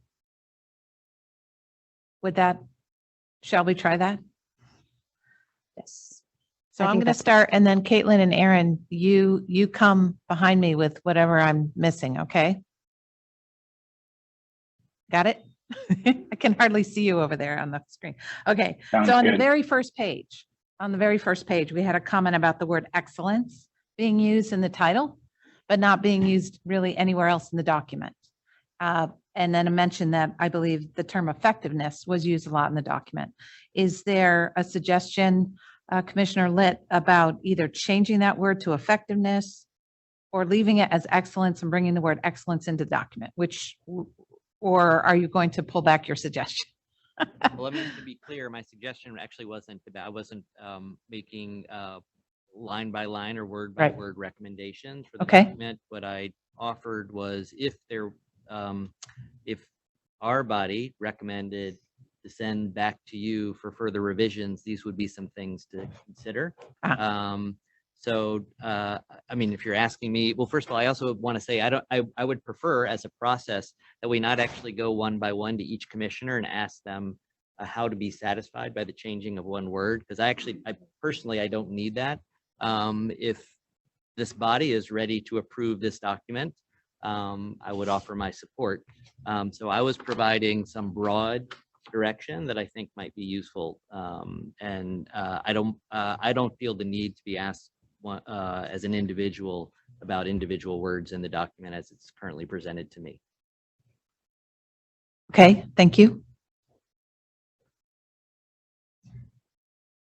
Commissioner De La Torre. Yeah, thank you, Madam Chair. I haven't said the thanks to the committee, but of course I do love this document. It's very easy to read. And I think it's the first time that I really understood what we're supposed to do here when I read this that clearly, that easily. That's so wonderful. thank you for that. I was looking for something like this since I first Here it is. heard about being on the commission, I went to the website, like, all of this is so confusing. It doesn't really make sense. So this makes it super clear. This would have helped me a few years ago. Okay. And I also would like to say that I can live with this document.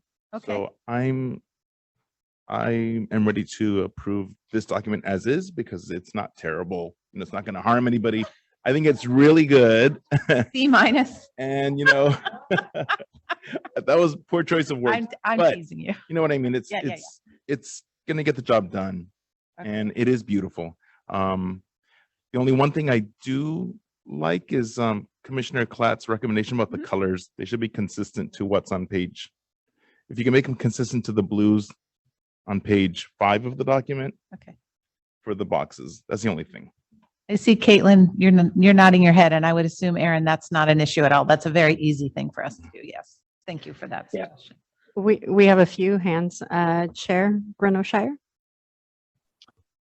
Thank you. I agree with Commissioner Litt that I don't think we need to go page by page. I think there have been a couple of big issues that have come up that I think we should agree on. One has to do about the flourishing educator workforce. That's come up several times. And so what I'd like to see is if we can, not today perhaps, but craft an additional statement to include. The other big one that came up has to do with deficit-based schooling on page 3. I think I've heard the conversation turn towards that being a concern to, no, we need to name it, so let's leave it there. So that's the second one I want to make sure that the body agrees on or not agrees or doesn't agree on. And then the third one I heard is adding some terms to the glossary and then some research base to the glossary. Those are to me are 3 big ones that I think I've heard agreement. But then the other thing I've heard, and maybe it's because I'm here Zooming, is that most people love this document, that it is powerful. It's what we need right now in the context in which we're working. So I just want to add my my voice that I think this document will serve us well as we move forward as a commission. So my suggestion is those were 3 high-level things. Can we get agreement on and not go page by page? Commissioner Simmons, were you going to add something? I was going to support Commissioner Hartwig's preposition changes.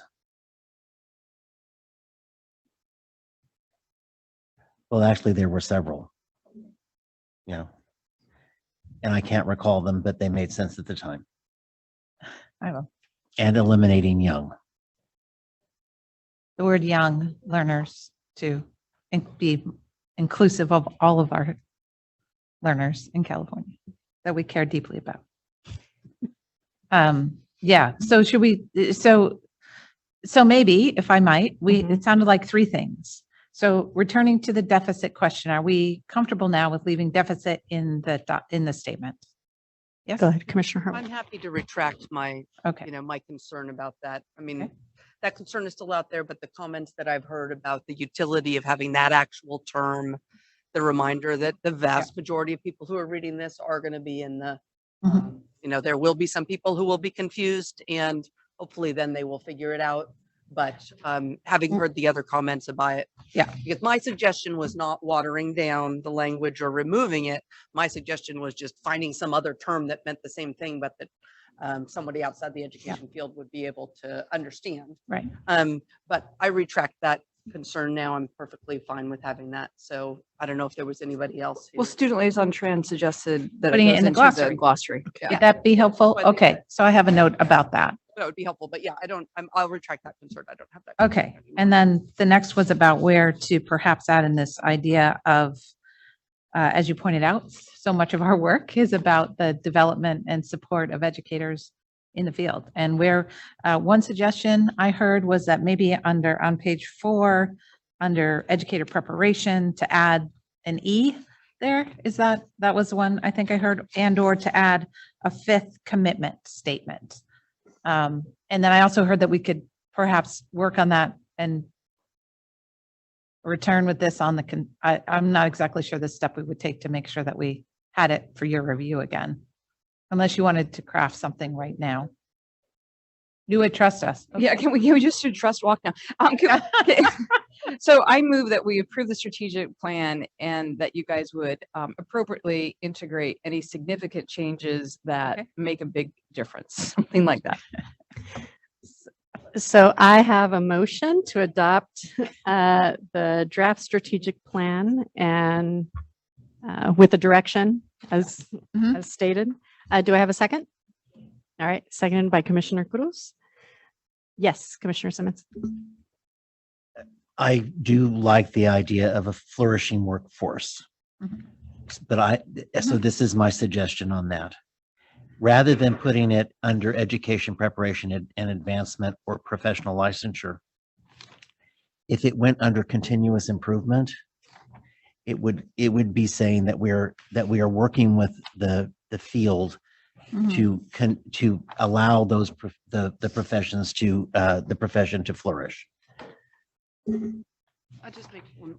Sure, I would Commissioner just make Hartwick. one more comment about that, because part of what my comment was trying to be was I actually really thought the placement of that somewhere in the guiding principles was key, because they are front and center as the things we're saying we're going to be thinking about all the time as we make decisions.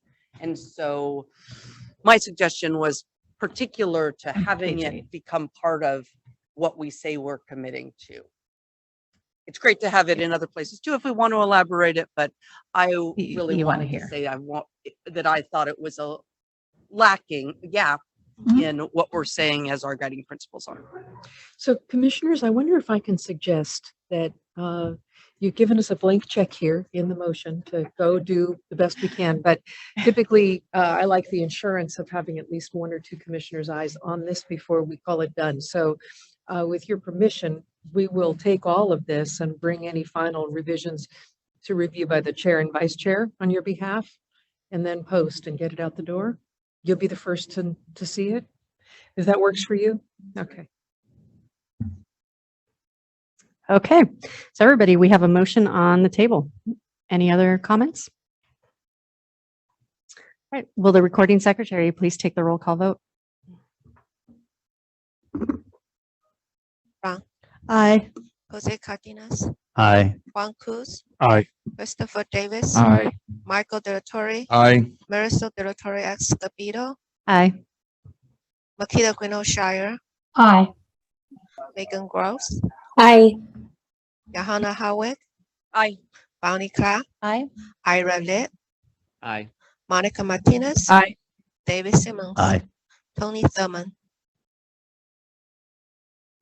Motion carries. Okay, thank you. A big moment for us. Hey, thank you, Glenn Price Group. Thank you, very Ms. much. Rising, Ms. Vaccarezza, and Mr. Price at GPG. Thank you so much. Yes, and I just want to add my thank you too to Caitlin and Aaron.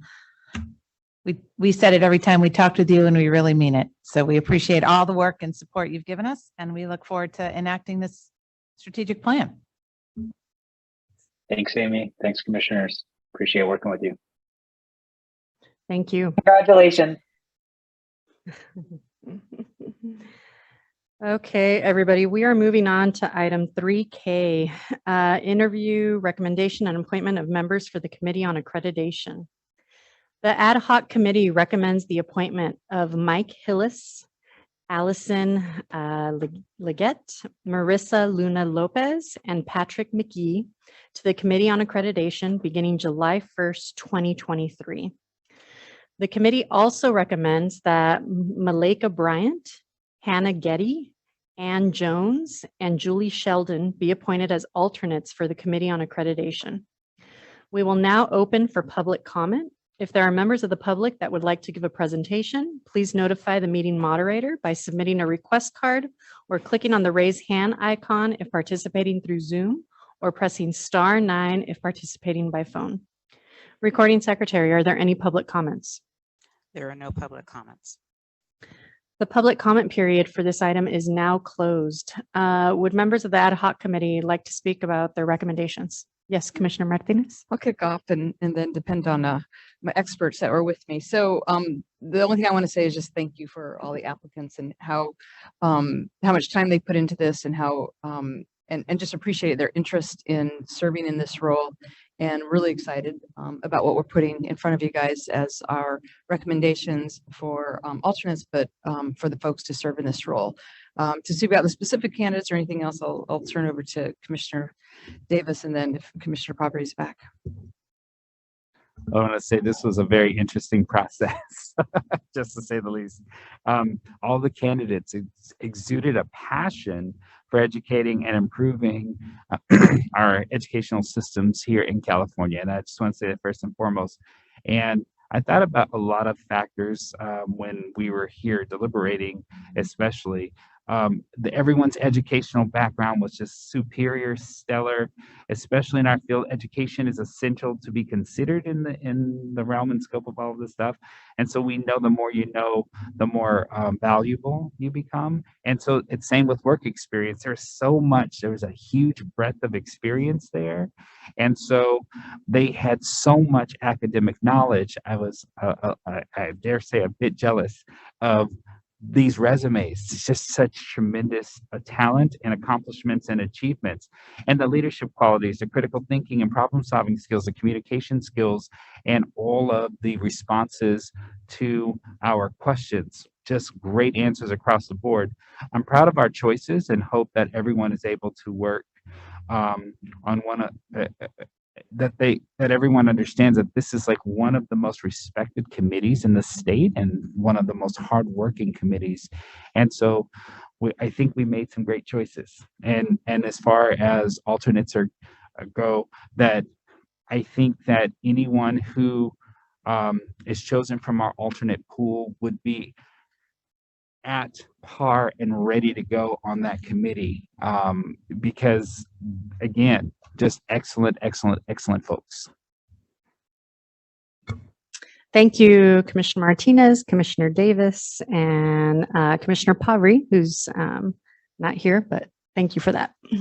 I move to approve the recommendation of the ad hoc committee. Do I have a second? Seconded by Commissioner Hartwig. Will the recording secretary please call for the vote?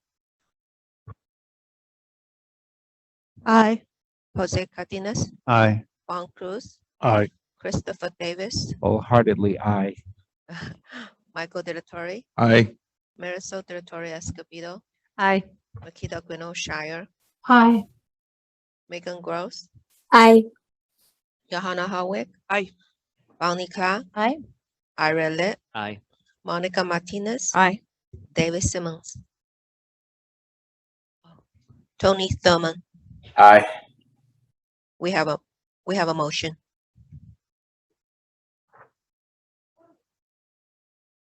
Motion carries.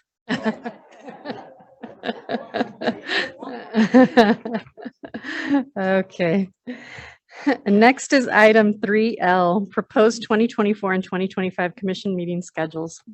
The executive committee approved and recommends to the full commission the 2024 and 2025 meeting schedules as presented in agenda item 2A, page 2. We will now open for public comment. If there are members of the public that would like to give a presentation, please notify the meeting moderator by submitting a request card or clicking on the raise hand icon if participating through Zoom, or pressing *9 if participating by phone. Recording secretary, are there any public comments? There are no public comments. The public comment period for this item is now closed. I move to adopt the recommendations of the executive committee. Do I have a second?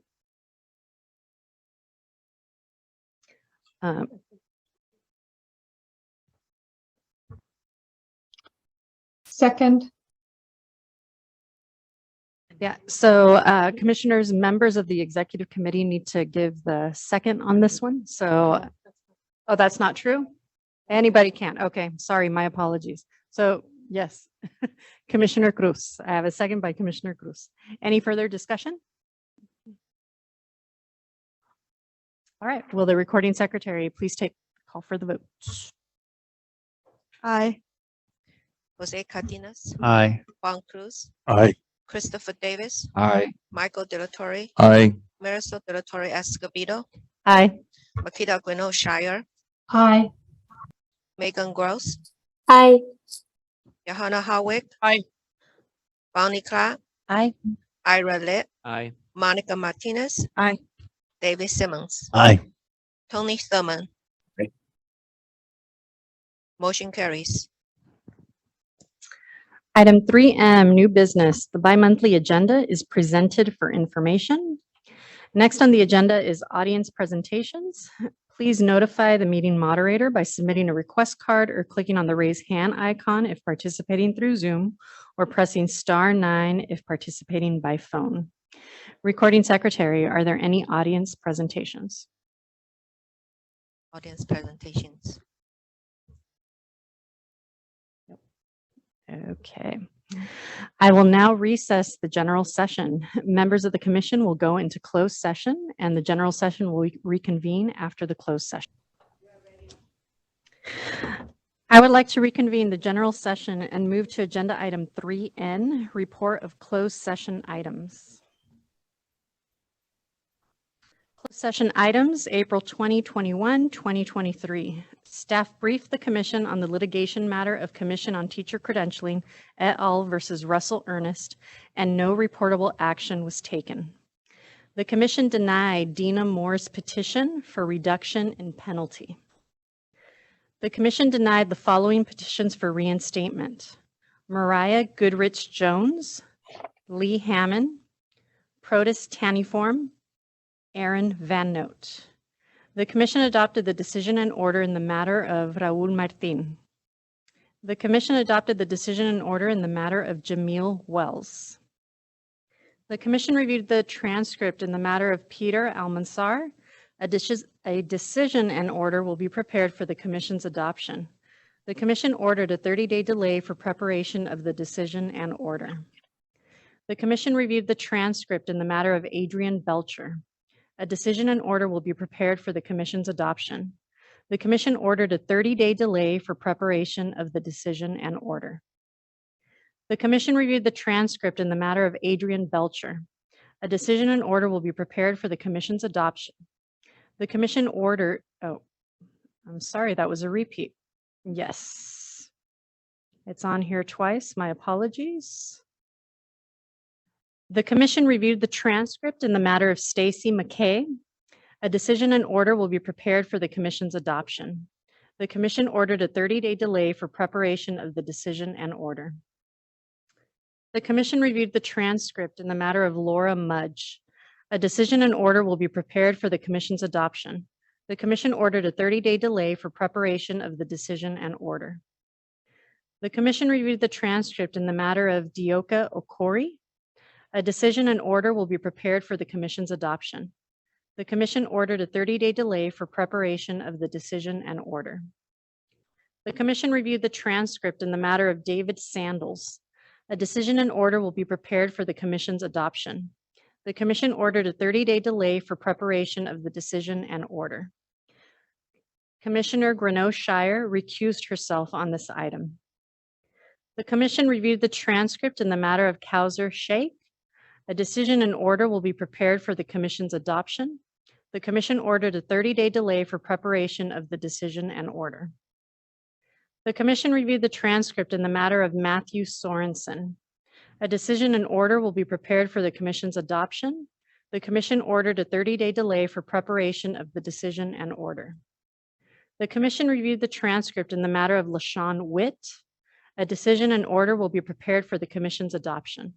The commission ordered a 30-day delay for preparation of the decision and order. The commission rejected the proposed decision and called for the transcripts in the following matters: Samuel Agie Fosu Godman, Christopher Sino, Cassandra Everett, Maurice Myers, Staran Myers, and Curtis Williams. The commission discussed consent calendar item number 8, Lanny Kont, and accepted the recommendation of the Committee of Credentials. The commission discussed the matter of number 38, Moises Perez, and remanded the matter back to the Committee of Credentials. And this concludes the closed session report. I now adjourn the April 2023 meeting of the Commission on Teacher Credentialing. The next meeting is on June 15, 16, 2023. Thank you all.